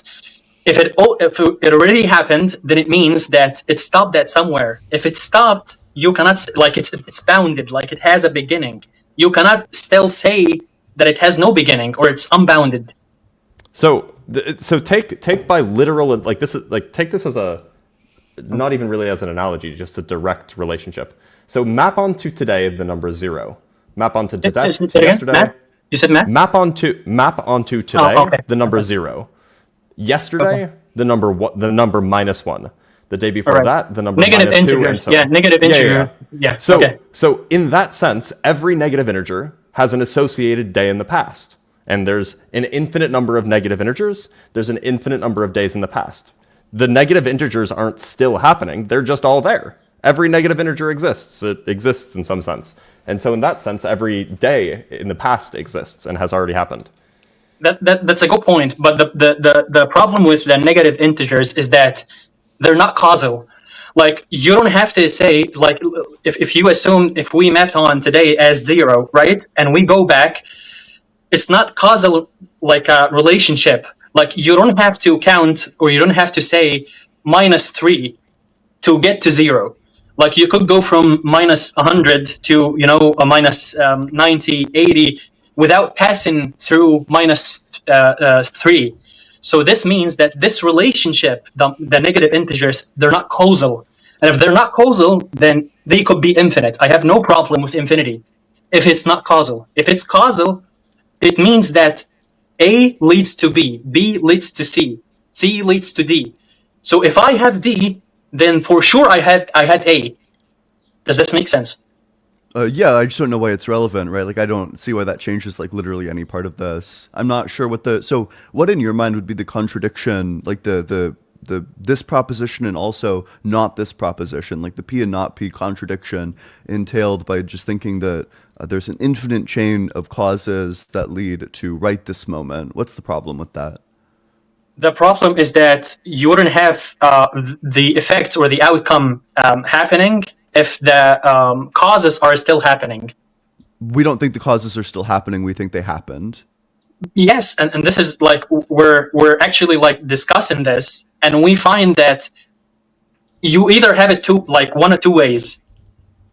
The infinite past is not a causal is not a cause for today, or if it's a cause, then it has ended. Yeah, it has ended. It ended with today, yes. If it has ended, then it's not infinite. Like, you cannot have infinite past. You can't. It ended now. It didn't end in the past. Yes, I'm talking about the past. If the past hadn't ended, you wouldn't have today. If the past hadn't ended, you wouldn't I don't have follow. today. So if you're saying that there's like an infinite chain of things that lead to today, I agree. Yes. But so we agree on this. So we would have today because it led to today. Right. So if you have today, this means that the infinite past events, causal past events, they have ended. Yes. Yeah. In today. All infinity of them. This is where, like, I see it as a country. You cannot say all infinite of them while all of them have happened. Like, it's one of, like, you cannot have it both ways.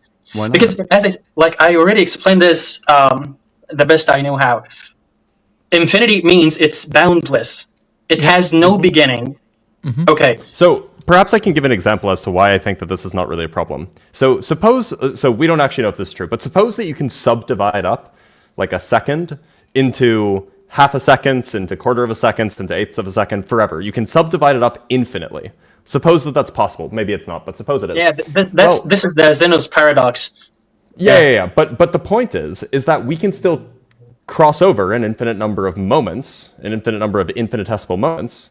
In potentiality, not in actuality. No. In actuality, we can, because we're existing from moment to moment. And all of those moments are from second to second. And all of those seconds are composed from an infinite number of moments. You see, when you said in actuality, you used the outcome that we actually already hear. So it's like saying, this is how, like, it's like... No, I mean, like, in 1 second from now.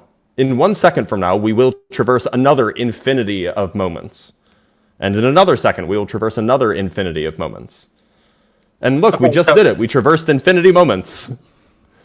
Infinity moments in potentiality, not in actuality. No, how are they not actual? It actually just happened. We actually just experienced it. Oh shit, it happened again just now. I'll try to work. Oh shit, it happened again, a third time. I'll try to work on, I'll try to work on my phrasing.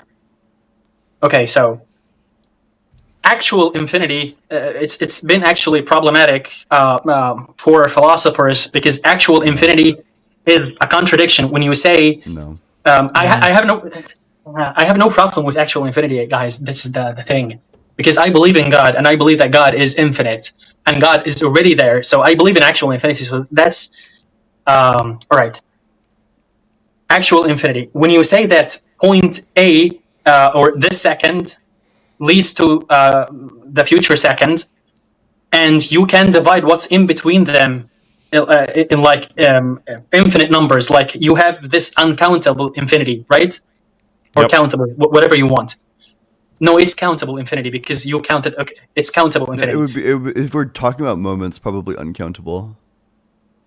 No, but you already counted it. Like if you say that this second and then the future second, then you counted it. So Oh yeah, then sure. If we're just talking about like the second then the future second, then yeah. okay, so this countable infinity doesn't mean that the lead up, like the all the infinite things, all the infinite numbers that you're counting. It's as I said, like it's a potential. It's not something actual. Like you have the what's it called? The what's it called? Blank. Yeah, the Planck's. Well, that's why I said just grant for a moment that you can subdivide time infinitely. It's not known whether we can, but like we can certainly conceptualize the idea that you can subdivide time infinitely, right?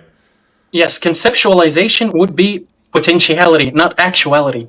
Well, what I'm saying is we don't know. We don't know how our universe actually is. It may be the case that you can subdivide time infinitely, and so let's just step into that hypothetical world where you can subdivide time infinitely. Then there's no problem passing over an infinite number of moments. You're familiar, Dr. Blades, because you're a physicist. You're familiar with the Hilbert Hotel, right? Yeah. Okay, so is the Hilbert Hotel? Does the Hilbert Hotel can it actually exist in our world? Well, Actually, you would actually, you would need to locate an infinite amount of matter in a finite space. So I mean, no, not in that case. You'd collapse the universe. Okay, so why can't the Hilbert Hotel exist actually in our world? Not because of infinity, because No, it's we for have no practical problem with reasons. infinity. It's not like It's for as William practical- Craig uses it. It's for practical reasons, right? Like you just can't put that much matter in a finite amount of space. But if space itself is infinite, Yeah, so in principle, it's possible that like we build a hotel and we name it Hilbert's Hotel 9384, and then somebody else in another galaxy builds a hotel and they call it, and then we just concatenate all of them. Then yeah, it could actually exist, as long as you consider a whole bunch of different separate hotels one combined hotel. you see that's where the problem. The Hilbert Hotel cannot actually exist in our world because it's causal infinity. Like But I you just said have it could to exist. what? But I just said Say it again? could exist. You would No, just have to like- do something sneaky with the naming, or you'd have to be okay with it being like spatially separated from other hotels. When you say like it actually exists, so the Hilbert Hotel, like roughly, it says that if a new guest comes, you will find them a room because you will move the guest from room A to room B, for example, right? Mm-hmm. Yep. Yeah, what's So- the problem? The problem is this creates a causal relationship. So you Yeah, have that's to. possible. You're allowed to. You're, like this is so. Like let's say that I Okay, build okay. I'm getting to it. I'm getting to okay, it. okay. Okay, so if you have to move guest A from room A to room B, Yep. but for this to happen, listen to my wording carefully. But for this to happen, you have to remove guest B from room B to room C. We're aware. And for this to happen, you We're have to. You said what? Everyone knows Hilbert's Hotel. Yeah, we all know We're the aware. Hilbert Hotel example. So Okay. here's I'm the just, thing. I'm just So trying to you- say. So Okay, you go could ahead. build Hilbert. You could build Hilbert's Hotel in reality. The trouble is that in order to move the guests would take an infinite amount of time. Just because travel time is finite, right? Like in order to communicate from door 1 to door 2, it takes a finite amount of time. Door 2 to door 3 it takes a finite amount of time, and so on. So there's like like that whole shifting of everybody one unit over. That can't happen because that would take an infinite amount of time. But you could still And build the cannot. hotel. I'm sorry. Sorry. You say can or cannot? Can It happen or cannot. That can't happen because it would take Okay. an infinite amount of time to move everybody. But you could still have the infinite hotel. You just couldn't finish moving everybody. Okay, so you again went back to you say it's only not possible because of time, and Yeah. I'm saying no, it's not because of time. It's like let's say that we are infinite beings and we have infinite amount of time, and we can count to infinity. Like, let's just theorize this. Then you could do it. Yeah. No, I'm still saying this is what I'm saying. I'm still saying it cannot happen for that reason. For you to place the new guest in room A, you have to remove guest A to room 2. Mm-hmm. And if this process goes forever, like I'm still in the process of moving this guest from this room to this room, I'm still in that process. So will I ever find the new guest a room? It will never happen. Well, no, yeah, certainly you could. Yeah, you just move them, you put them in the very first room, and then you put the first resident in the second room, second in the third, so on and so forth. So yeah, you find a new room immediately. You see what you did here, Ian? You see what you did here? You ended that chain of the first gas at the first room. Like you just said that I can place the first guest in room 1 if I vacate room 1 to room 2. And then you ended that, but that's not what Hilbert Hotel is. That is exactly what Hilbert's Hotel is. What are you talking about? Okay, so hear me out. Hilbert Hotel says that for me to do this, I cannot just leave the guest who is actually in room A in the corridor, right? Like I have to place him in another room. Yep, you tell them to go to the room that's like one above theirs. Yeah. Okay. The process is still going because I'm still vacating this room and placing this guest in the next room and this guest in the next room. The process is still going. It hasn't ended. Yep. Well, so what we could say, actually, I think that a workaround to this, if we're living in like the land of hypothetical, you could have something that like instantly notifies all of the rooms and instructs everyone in every room to move up one room, and then you would have the process done instantly. As it would just take the time that it takes to move up like one person ahead. Then I don't know how to explain it. Like when you say like instantly, instantly means that it already happened. So you cannot instantly is a bad word. It would take just as much time as it takes for everyone to pack up their stuff. For one person to pack up their stuff and move to the next room, that's approximately the time it would take to move all of these people if simultaneously you gave everyone the orders, move to the room that's one above yours. Okay, it's a good example because again this tells us the causal infinity is not about time. So I appreciate what you did here because even if you tell all the guests in all the rooms all at once to move to the next room, even if you do so, the process itself wouldn't have a begin. If it had a beginning and it had an end, then it's finite. But if it's still going, like if you tell all the guests to go to all the rooms and the process itself, it has no beginning, then it wouldn't have an end. Why not? Because it's causal relationship. That again, it's just saying it's causal relationship isn't an explanation. Why is it not possible to have something that doesn't have a beginning but does have an end? It's like saying I prepared cooked meal for you guys, but then you say, okay, we're ready to eat, and I'm telling you it's still being prepped. Like I'm still prepping it, but it's already it's done for you guys. Like it's finished and you can eat. So these where's the analogies food? just aren't doing anything, right? Like that doesn't mean anything to me. Give the contradiction. The contradiction is for the effect to happen, the cause of that effect has to happen. Yes. And if the cause, and what happens if it happens? Yes, if the cause is in a chain that's still happening, then the cause hasn't happened yet. So the sub chain that leads up to this exact moment, that everything in that chain, the sub chain that ends with this moment, has happened. If it has happened, then it's finite. I'm okay with this. That's because my it point. didn't have a beginning. If it doesn't have a beginning, then it's still happening, man. Right? No. Why does that follow? How would that follow? Because it has no beginning. If it has no beginning, but it does have an end, is it still happening? You cannot say that it has no beginning and it's causal.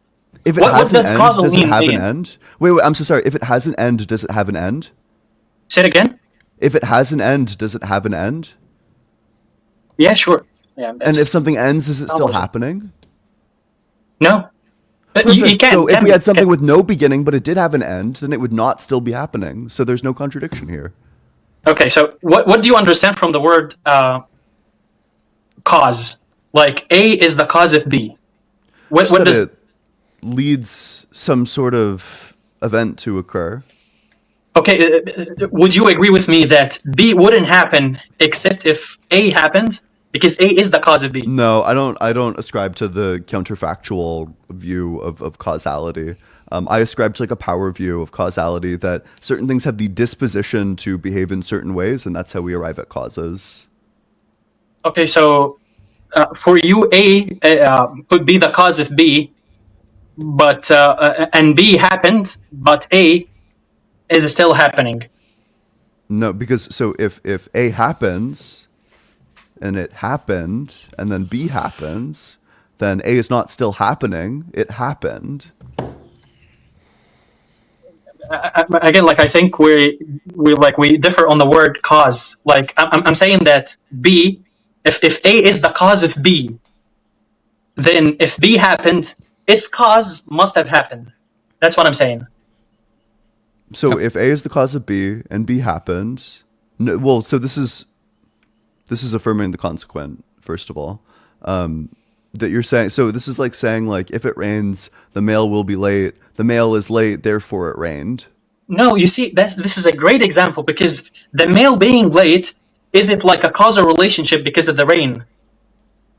Wait, yes, it is. Well, yes, the it rain is. causes the mail to be delivered. Okay, so if the rain happened, the mail wouldn't be delivered, right? It would be late. Yeah, sure. Yeah. If it rains, It would be late. Yeah. So if I bring you a case scenario where the mail is already delivered, what does that tell you? If it rains, then the mail will not be delivered. It was delivered, therefore it did not rain. Right. But that's So the opposite of what you're saying. Infinity has to stop. Like, it cannot be like you cannot say that Why rain would that is still follow happening. from that? Okay. Why would that follow from that? Like this is like literal, unironic, like gibberating. Like none of this means anything. None of this is connected to anything. Okay, so this is how I hear you saying it. Mod, like you can I ask you a saying question? it. This is how I hear it. Ahmad, can I ask you a question real quick? Yeah, sure. Do you think this is our first time hearing the infinity arguments? Causality, infinity, maybe. No. I have no problem with infinity, Justin, by the way. I have no problem with infinity. Well, I'm just asking, like, you don't think that, like, if you argue this for another half hour, it's going to turn around just now, right? Like, we're just going to somehow see the... I'm sorry. I can leave. I can leave if you want. No. We'd love for you to stay. It's just that this conversation is getting a little long in the tooth, and I don't think that you're going to be able to convince us by rehashing the same argument over and over again. Yeah. So, like, fair enough. So, Ahmad, so are you familiar with like the different theories of time, like A theory and B theory and eternalism and presentism? So we basically hold to eternalism or some form of B theory. And under that view, all of the moments are equally real, and so we can literally view it as a number line. So the issue that you run into with like infinite regress is it's potentially there. I'm still not convinced it's there, but it's potentially there under an A theory of time, where you have to think about each moment happening subsequently in order to get to now. But that's just not the view we hold. And so it seems like the conflation that's happening here is you're acting or not acting. The argument you're presenting essentially is assuming that we're holding to the A theory, to like a presentist view, but we're not. At least that's how it sounds. Maybe this is how it sounds. I'll try to work better on it. But my argument doesn't depend on time.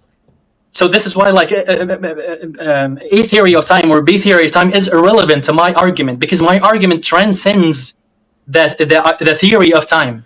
It transcends it because it talks about causality. Are you familiar with like the logical form of a contradiction? You mean the 8 conditions or whatever? How many? No, just like the logical form of a contradiction. Like what do you mean? Like, I understand what contradiction is. Like, what do you take it to be? The negative, like if you have P, then the negation of P. Yes, at the same time, exactly. Yeah, so we can know that that's Yeah. false. So because time would be one of the conditions to have a contradiction. It has to be the same time, same place, same like bunch of like 8 conditions, I guess. So if you're providing the internal critique, then that means that what you are doing, you are attempting to draw out the contradiction from the view. So maybe you could just tell us very plainly the P and not P, and we can tell you which of the P and not P we reject. Oh, fair enough. So P for me is let me just I'll try to write it down.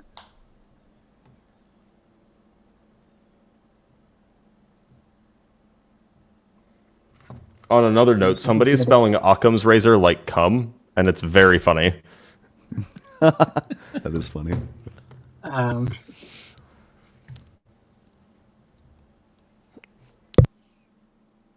So P would be cause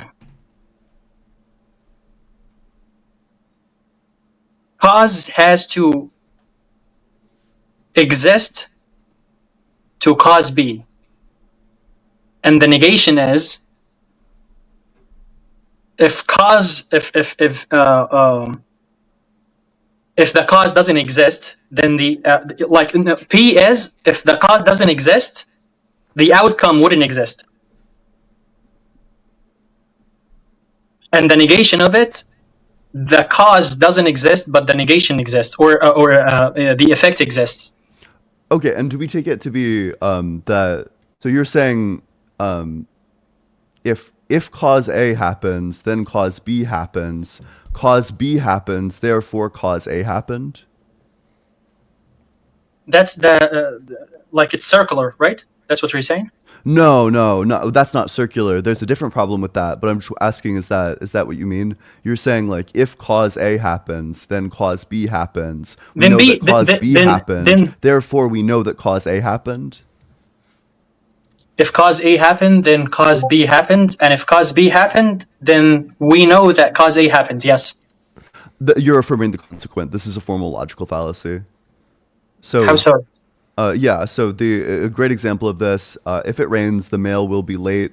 The mail is late, therefore we know it rained. That doesn't follow. The mail could be late for a variety of other reasons. Similarly, this thing could have been caused for a variety of other reasons, which means that A implies B, B therefore A is just not going to be a valid inference rule. It's not truth preserving. Okay, but you see what you did with the example. You said that the mail being late has multiple causes. One of them could be the rain. One of them, right? Yep. But I'm saying that in this deterministic example, I'm just saying that the only reason for the mail to be late is if it rains.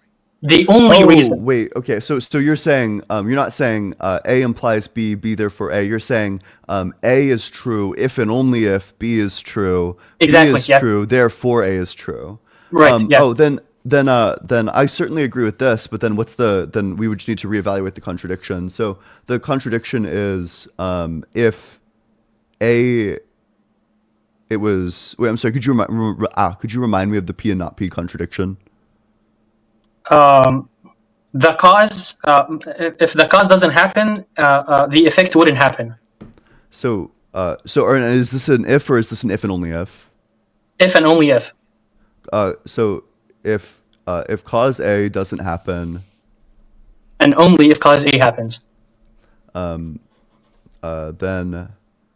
cause B doesn't happen. So that's the P. That cause A happens if and only if cause B happens. No, like only if cause A happens, so you'd have the effect, which is cause okay. B. So the P is A if and only if B. No, A is the cause of B in this example. Yeah. So A if and only if, or A if or only if A, if or only if A, then B would happen. Then like B is A caused. has to happen. Sure. Yeah. If Okay. A if and only if B is caused. Okay. Say it again. The last part. So it's A if and only if B is caused. Exactly. So the negation would be A and not B, or equivalently B and not A. Yeah. Okay. Yeah. Sure. And so you would have, for example, A and B isn't caused, or B Right. is caused and not A. So, but I think that. Are we in agreement here? Well, the question is I don't think anybody here accepts the contradiction. I don't. Like, Yeah. I think that we agree that you may get some pushback from me regarding whether causation is even a real thing. But even if I grant causation is a real thing, then I'm just accepting the first premise or the first.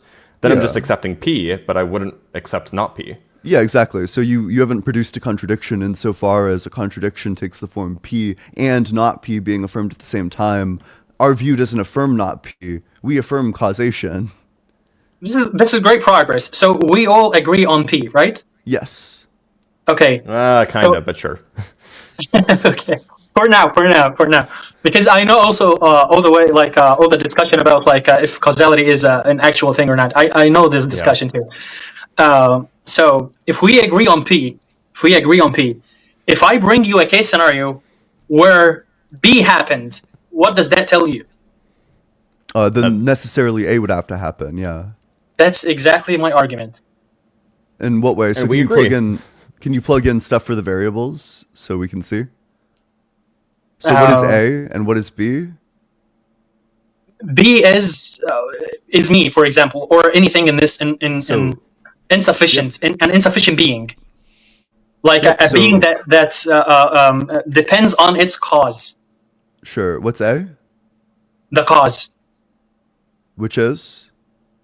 whatever it is. Like let's say that Sure. if I'm here, if B is me, then the cause is my parents, for example. Okay, sure. So you exist if and only if My parents had existed. the cause of you existed.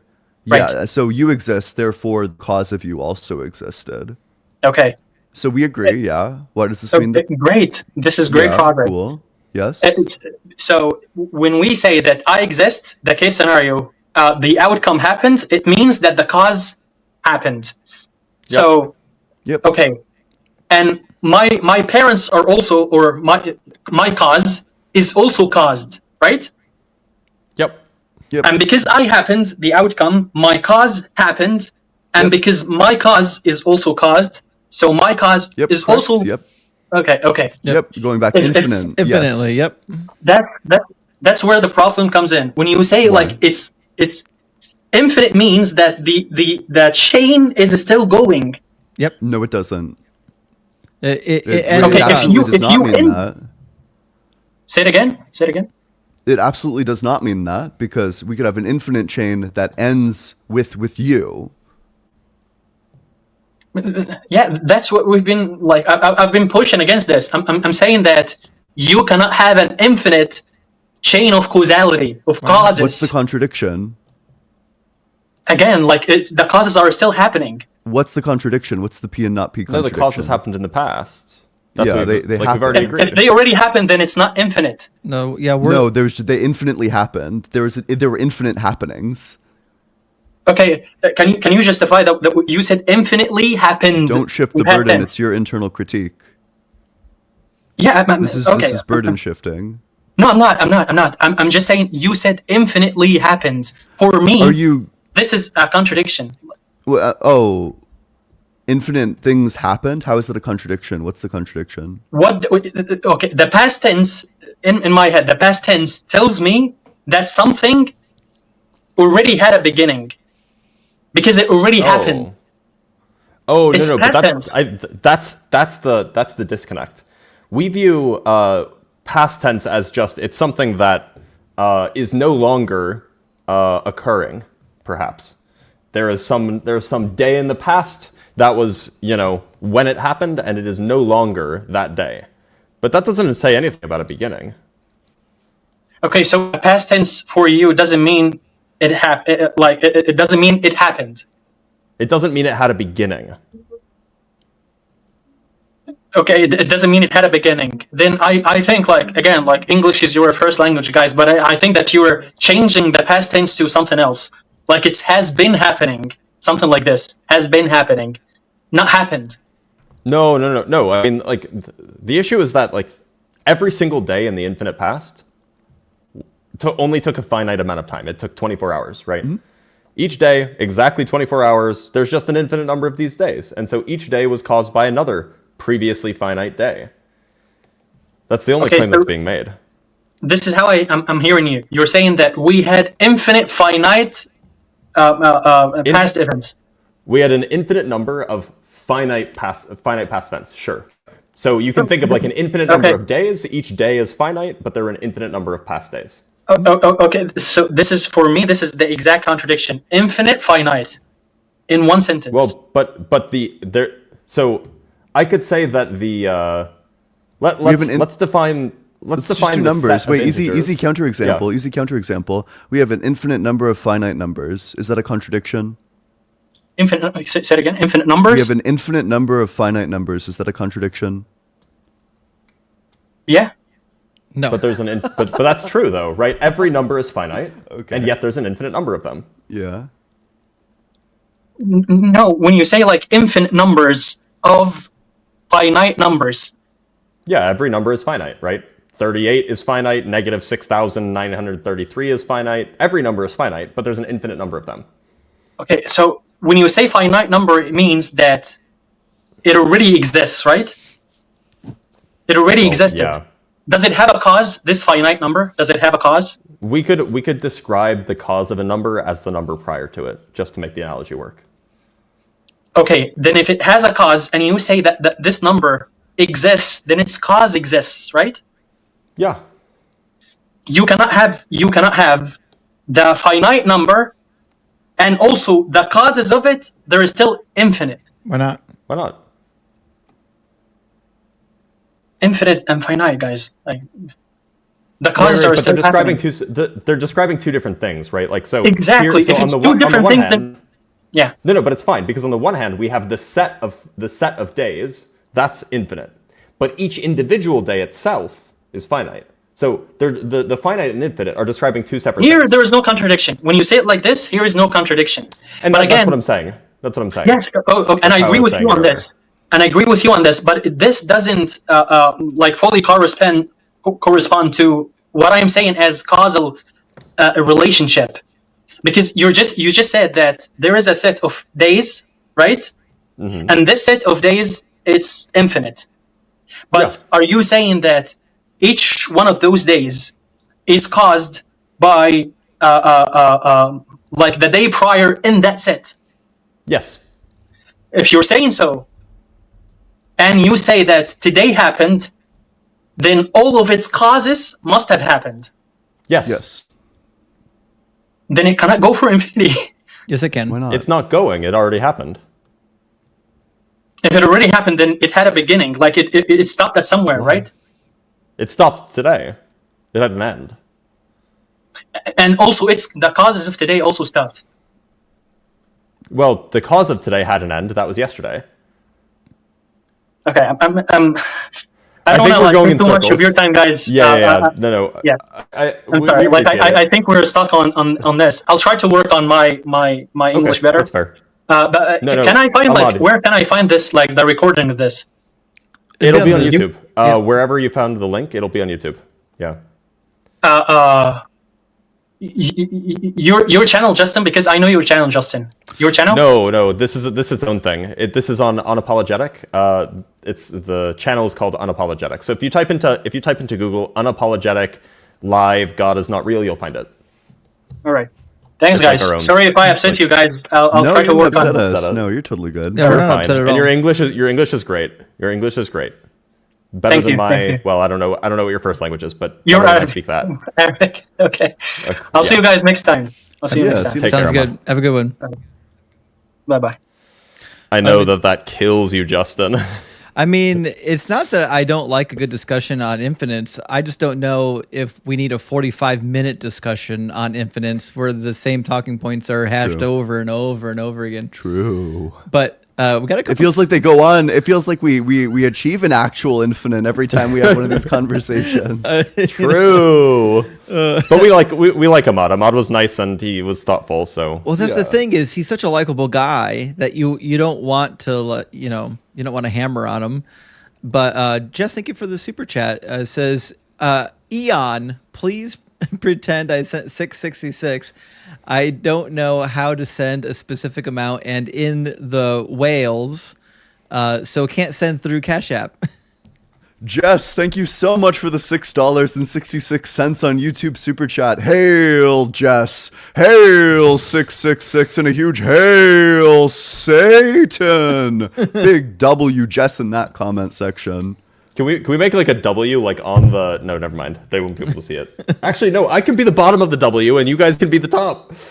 We can, right? We just need something in the middle. So, we just got to get it right? Yeah. Yeah, everything's reversed. But also, Bubblemint, thank you for the $5 super chat. Says Sunday mornings are made for atheist debates. Much love. Well, much love to you. We appreciate the super chat and for coming to watch the debates. And 321, good to see you this morning. Says, so does all that mean we can eat shellfish or not? Yeah, you can eat shellfish. I'm eating the shellfish. Like God won't be that mad. Like you'll be okay. Dr. Joe, thank you so much for the $3 over Cash App. Dr. Joe says, I'm too utilitarian and pragmatic for this pedantic conversation. I understand that, Dr. Joe. I understand that. Let's get Jacob into the box. And wait, does Blitz have to go? What's the deal? No, I have a visitor from New Zealand, but he's sleepy, so we're not getting dinner. New Zealand. Okay. New Zealand, yeah. With the fish and chips. So we're good. All right. So Jacob, welcome. Jacob. Hey guys, how you doing? What's up? What's going? Doing well. Yeah, you guys are seem to be a lot more chill than a lot of the atheists I know. We can turn it up. We can yell at you if you want. I mean, gosh, it's just a get out of here, you Chris. No. Right. So you believe in skydiving, don't you? No, I'm kidding. Yeah. Why don't you go cry to you? Yeah. But yeah, thanks, guys. It's appreciated. What's your background? So I mean, I have a religious background, but I mean, it will only be like I ascribe to like a Latter-day Saint Mormon theology, but okay. I don't really like talking about theology, to be honest. That's fine. That's fair enough. Kind of like with the Muslim guy that you had on. It's sure. more just, philosophical type talkings and okay, but Justin will cry if we do another 30 minutes of infinite regress, so we can't do that. Right. We don't have to. That was kind of it was beating a dead horse, it seemed like, but yeah, that's fine. What's forever a philosophical argument? I'm gonna need a lot more coffee if we do another infinite regress for 45 minutes. No, I understand, and to be honest, that's the solution. I think to that really is just understanding that. And maybe we can bring it to this point. So the topic that I saw that kind of lured me into the discussion was God is not real. And I just to kind of determine the semantics of that. So as far as real goes, we can agree that we are real, right? Like me and you are real. I definitely am. I don't know about you guys. Yeah, so cool. So and having that reality, like if you were to say like I guess maybe this is just a question for you. So what do you think or theorize the first real thing, like the first actual real thing is? Oh no, he's doing it. I'm not doing regression. I don't care about that. It's not. I'm getting coffee. Ways. I actually believe that that there's no such thing as ex nihilo. Like things are just there's not nihilio. In fact, eternity exists. Matter existed before God did. So it's not like I actually ascribe more to what you're saying with when it comes to causation. There's things that always existed outside of God, for example. But yeah, the idea of like the defining reality, right? Because you're saying it's kind of a very dense topic, obviously, but like how would you define reality? Just like maybe the things in existence. the things that exist.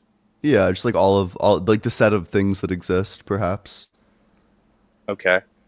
So, and as far as God exists, like how, if you were to create something that didn't happen before, like just you in a personal level, like if you created like a little robot or something,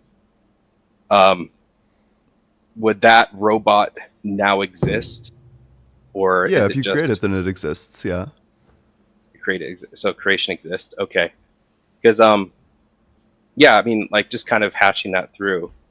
If something is organized, for example, like some materials that are organized into, and then you assume that like matter and energy cannot be destroyed, type thing, or created or destroyed. I think Blitz to that. Blitz got some things to say about that. I have strong feelings about that, but we can say sure. How about that? Let's just say sure. Sure with a big old asterisk. In a closed system. A closed system. Let's just say sure with a big old asterisk. How about that? Well, I mean, that's the thing, because it's kind of hard to kind of play through it if there's like if the asterisk becomes relevant, I'll let you know. How about that?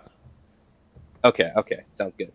So, like my theory is kind of more, if you were, so like again, we're kind of just composites of matter, you know, like if you want to call it like things structured together and then organized in a certain way, and if we were to remove all of those structures, like kind of like the ship of Prometheus or something like that.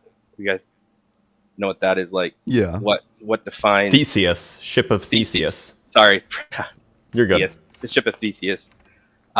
Like how much of something needs to be taken away for it not to be that thing, or to not exist, or something. I don't have any opinions on this. Yeah. I don't think things exist, period. Well, there you go, because then that's reality. Like, then reality doesn't exist. So. No, I just think that I just don't think composite things exist. I think it's just a convenient fiction. Composite things? So like everything's made out of tiny things, and that's it. So there are no boats. It's just a convenient lie we tell ourselves because we like to ride boats. Right. Okay, so there we go. Big Boat doesn't want you to know this one truth. True. Yeah, it seems like we assign meaning, so it's almost like almost a subjectivity, right? Like where just because it's a boat, it's just because you called it that, and it has certain characteristics. Yeah, it's just a whole bunch of atoms, right? Like, and it's just a whole bunch of atoms, and like if you want to call that set of atoms a boat, like you can, and then if that set of atoms changes, you could call it the same boat if you want. It's a different set of atoms doing different things. Okay. Yeah, I think that same type of mentality is what basically created the concept of God.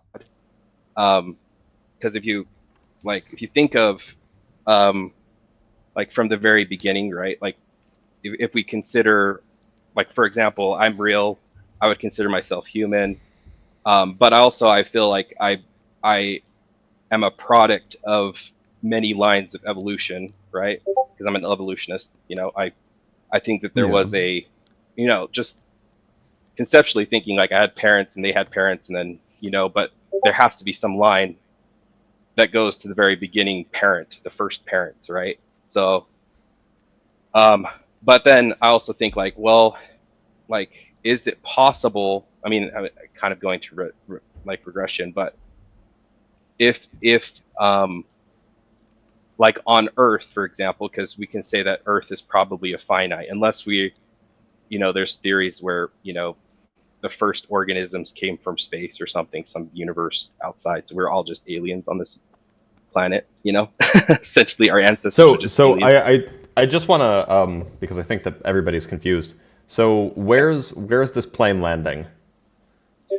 Well, no. I'm just I want to kind of hash out like the first organism that existed on Earth, because it's easier. It's probably to a bacteria. Yeah, like a protocell. Yeah. So a bacteria, and based on certain events, do you think that bacteria evolved because of certain dangers? Like what kind of, or what caused that thing to evolve, that bacteria? Like why? Because we still have bacteria today, right? So Yeah, but like all you need to happen is for it to change environments or for its environment to change, and that's like then different evolutionary pressures will be placed on it, and it will develop accordingly or die out. or die out. Yeah. Um, so what type of So I an guess example would be like environmental? let's say it started out in like a tide pool or something, right? Okay. And so it's the only thing there. So it eats up all. So it divides, it divides, it divides. It eats up all the resources, and then it spreads out to another tide pool. Well, that tide pool is slightly different, and so maybe it doesn't have the same nutrient content or whatever. Maybe it doesn't have the same. Maybe the tide doesn't come in as frequently, so it needs to be able to survive as it's drier. Whatever it might do. The point is as it spreads out, it's spreading out geographically as well. And when something spreads out geographically, of course, it's going to encounter different environments. Okay. So the bacteria, and would you say that bacteria existed? Where would that bacteria originate from? Like, how did it? It's not clear, but like maybe in like a deep sea vent or maybe in a tide pool. It's not super clear where life originated. That's still an open question. Yeah, I think so too. Because, I mean, as far as evolution goes, though, because then it branches off and either dies out and then exists. But then, I mean, again, we still have bacteria today, so it seems like it's not like that bacteria. It's not the same bacteria, right? Right. Yeah, it's different, but at the same time, it's it can evolve as bacteria. It didn't need to evolve. Yeah. In other species. But bacteria are different species. There are like a billion different species of bacteria. So there isn't just one original bacteria. There is one. It just evolved into many. And then also everything else. Yeah. Oh, okay. So you're saying that like there's the original bacteria that started replicating or doing its bacteria thing. I don't know why it would replicate, but like maybe it was because it like, could. Why would it be? Well, so yeah, one of the defining characteristics of a cell is that it's self-replicating. So any bacteria, by definition, unless there's like something wrong with its DNA, with its like mechanisms, is self-replicating. By the way, technically, we're probably talking about archaea. I think archaea are technically older than bacteria, but that's a technical point. Yeah, but it's I guess the point is that it's uncertain exactly the origin. So I mean, it's just a theory, right? But not in the normal sense of the word, right? Like it's when we say theory, we're not saying it's like a guess. Like it's like, well, this is how it could have happened. It's like this is how it could have happened, and literally all of the evidence is in line with it. That's what it means to be a scientific theory. Right. I'm not. I think that theories, like the God theory, for example, is a theory, right? No, I would reject this conflation of terms. Because there's like no evidence that goes against evolution, so like genuinely when you start looking into like any aspect of biology, the remnants of evolution are like just like so apparent like at every single level. Whereas when you look at the world around us under the God hypothesis, it's like just like none of it makes sense. Like we have like an Earth where the sun gives us cancer. There are earthquakes, natural disasters. The majority of the water on the planet like will literally kill you if you drink it. It's yeah, like I don't know. I would completely reject the classification of God did it as a theory, let alone like a hypothesis. Or wait, as a hypothesis, let alone a theory. Okay, well, yeah, that's interesting because what you're saying is you're rejecting the theory or the hypothesis because you believe that the definition of God or definition of whatever, it contradicts what you would think that a God, like the type of God that they claim it to be, right? Yeah, exactly. Like the phenomena that we observe is unexpected given the hypothesis. Right, right. Okay, so I agree with that. I think that a lot of Christians, especially, um, posit a God that really is it's contradictory almost in nature because, yeah, the types of environment that we live in, yeah, like you said, it's not really conducive to like a loving God, right? Yeah, exactly. Yeah. It's more of like a type of suffering and stuff like that. Um, so but the theory goes in because we can reject uh, that I guess the definition of God, um, and then because it seems like it's a very narrow definition to be honest. But Sure. if you were to say that, for example, that the laws and the matter that exists, um, and also the functionalities like the organisms replicating whatnot, if they were designed not like if they always existed outside of God itself. So meaning like matter, um, like thermodynamics, gravity, and stuff like that. So the laws of nature existed basically that God wasn't the creator of those laws or those those what you call it um, like those codes, I guess, of like nature, Mhm. then it would seem that God is more of like a um, um, designer rather than a creator, right? Like he designed it, he formed everything. So what Um, we would be describing then is just not God. You're describing more of like a demiurge, like a dude, like a powerful dude that exists, and the universe also exists. Like the universe has always been there. There's like matter's always been there, and then there's like this powerful guy who just like morphs it into the universe as we know it now. What you're describing at that point is no longer God because God is an immaterial mind that created everything. What you'd be describing is more like a demiurge, which is like what Plato and Socrates and all of those folks believed. well, no, I mean, the definition of God is, again, we talked about this, where it's kind of what you define it, what you call it, right?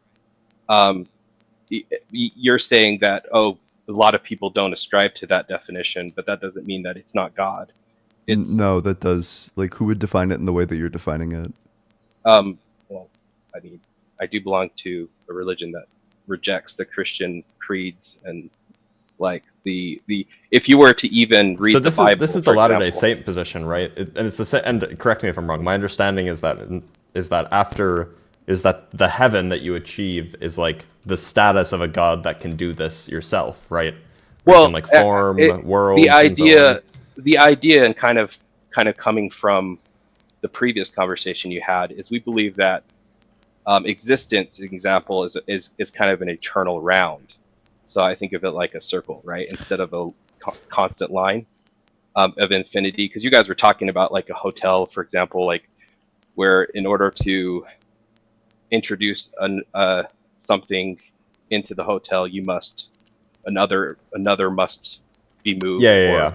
somehow exit. I don't know, like So shift. Ian, and correct me if I'm wrong. I think that the view is in the LDS Church is that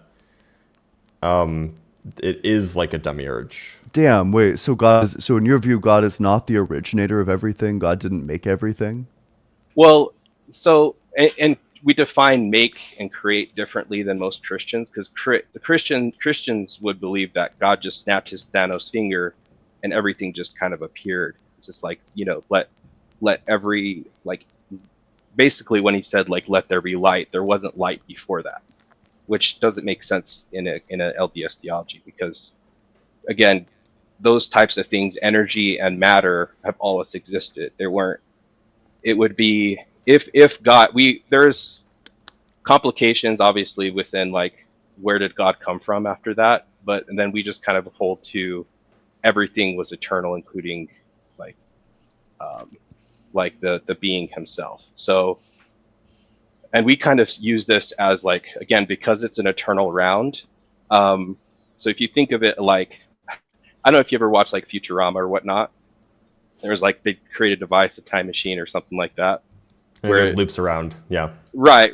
Where it's like they couldn't go back in time because they haven't created a device that did that. So instead, they just decided to go forward in time, and it ended up being like it ended up going right to where back where they came from. So in this case, it's kind of like a loop, right? We call it like an eternal round.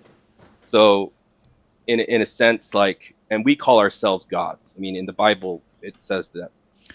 Like we are gods. I mean, the Mormon gods sound way cooler than the Christian God. Like the Mormon gods are like up there having sex and soaking and whatnot, like normal individuals. You probably got that from like some YouTube videos, but yeah, that's not what's happening. Most people. Wait, the gods don't have sex? Yeah, don't understand that. Well, no, I mean I don't know. Like it's one of those things. Probably, yeah. I would say like if it's enjoyable, yeah, you probably have sex and. Because he's got a wife, right? Sure, yeah. I mean, that's kind of the pattern that they've created, that God has created. So essentially, God is a person that has like the formula to all perfection. So God is this being that is able to, that has been able to make a device or make a formula that makes everyone can make every individual realize its potential, or its divine potential. Because we don't, for example, me, even though you could say like I had a beginning, if you think about it like in a energy perspective, right? So like even with this bacteria, right? This bacteria had to have received some type of energy that gave it its code to replicate, right? But that energy had to come from somewhere, it didn't just come from nowhere. So I believe that my energy, for example, that creates who I am, is eternal. It's not. There's no beginning to it. So therefore, like whether this energy, for example, had no beginning. So essentially, like. What I am today, for example, existing, is more of like a fleshy, meaty composite, like a battery almost, of like what the energy that came from the eternities. I hate to cut you off, but like the question is like it's certainly interesting. Like LDS theology is certainly interesting, but like why should we believe any of it? Mm-hmm. That's a good question. I think.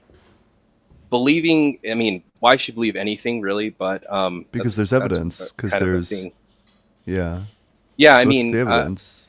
The reason why I think you should believe it, and I wouldn't even say like believe it, just like try to understand it, because it's first interesting. Second is it definitely is a better view than I would say most Christianity provides. Because again, but that's not a good reason to believe something. Well, I mean, it's a reason to believe something that's better than something else. So, well, yeah, but we already don't believe that one, so why would we believe this one? Right. I'm just saying, like, if you're gonna believe in something, which I mean, obviously, like what I'm saying is, you're not gonna pick something that doesn't make as much sense, obviously, but it at least allows God to exist. I think in my mind, at least. It gives God a reason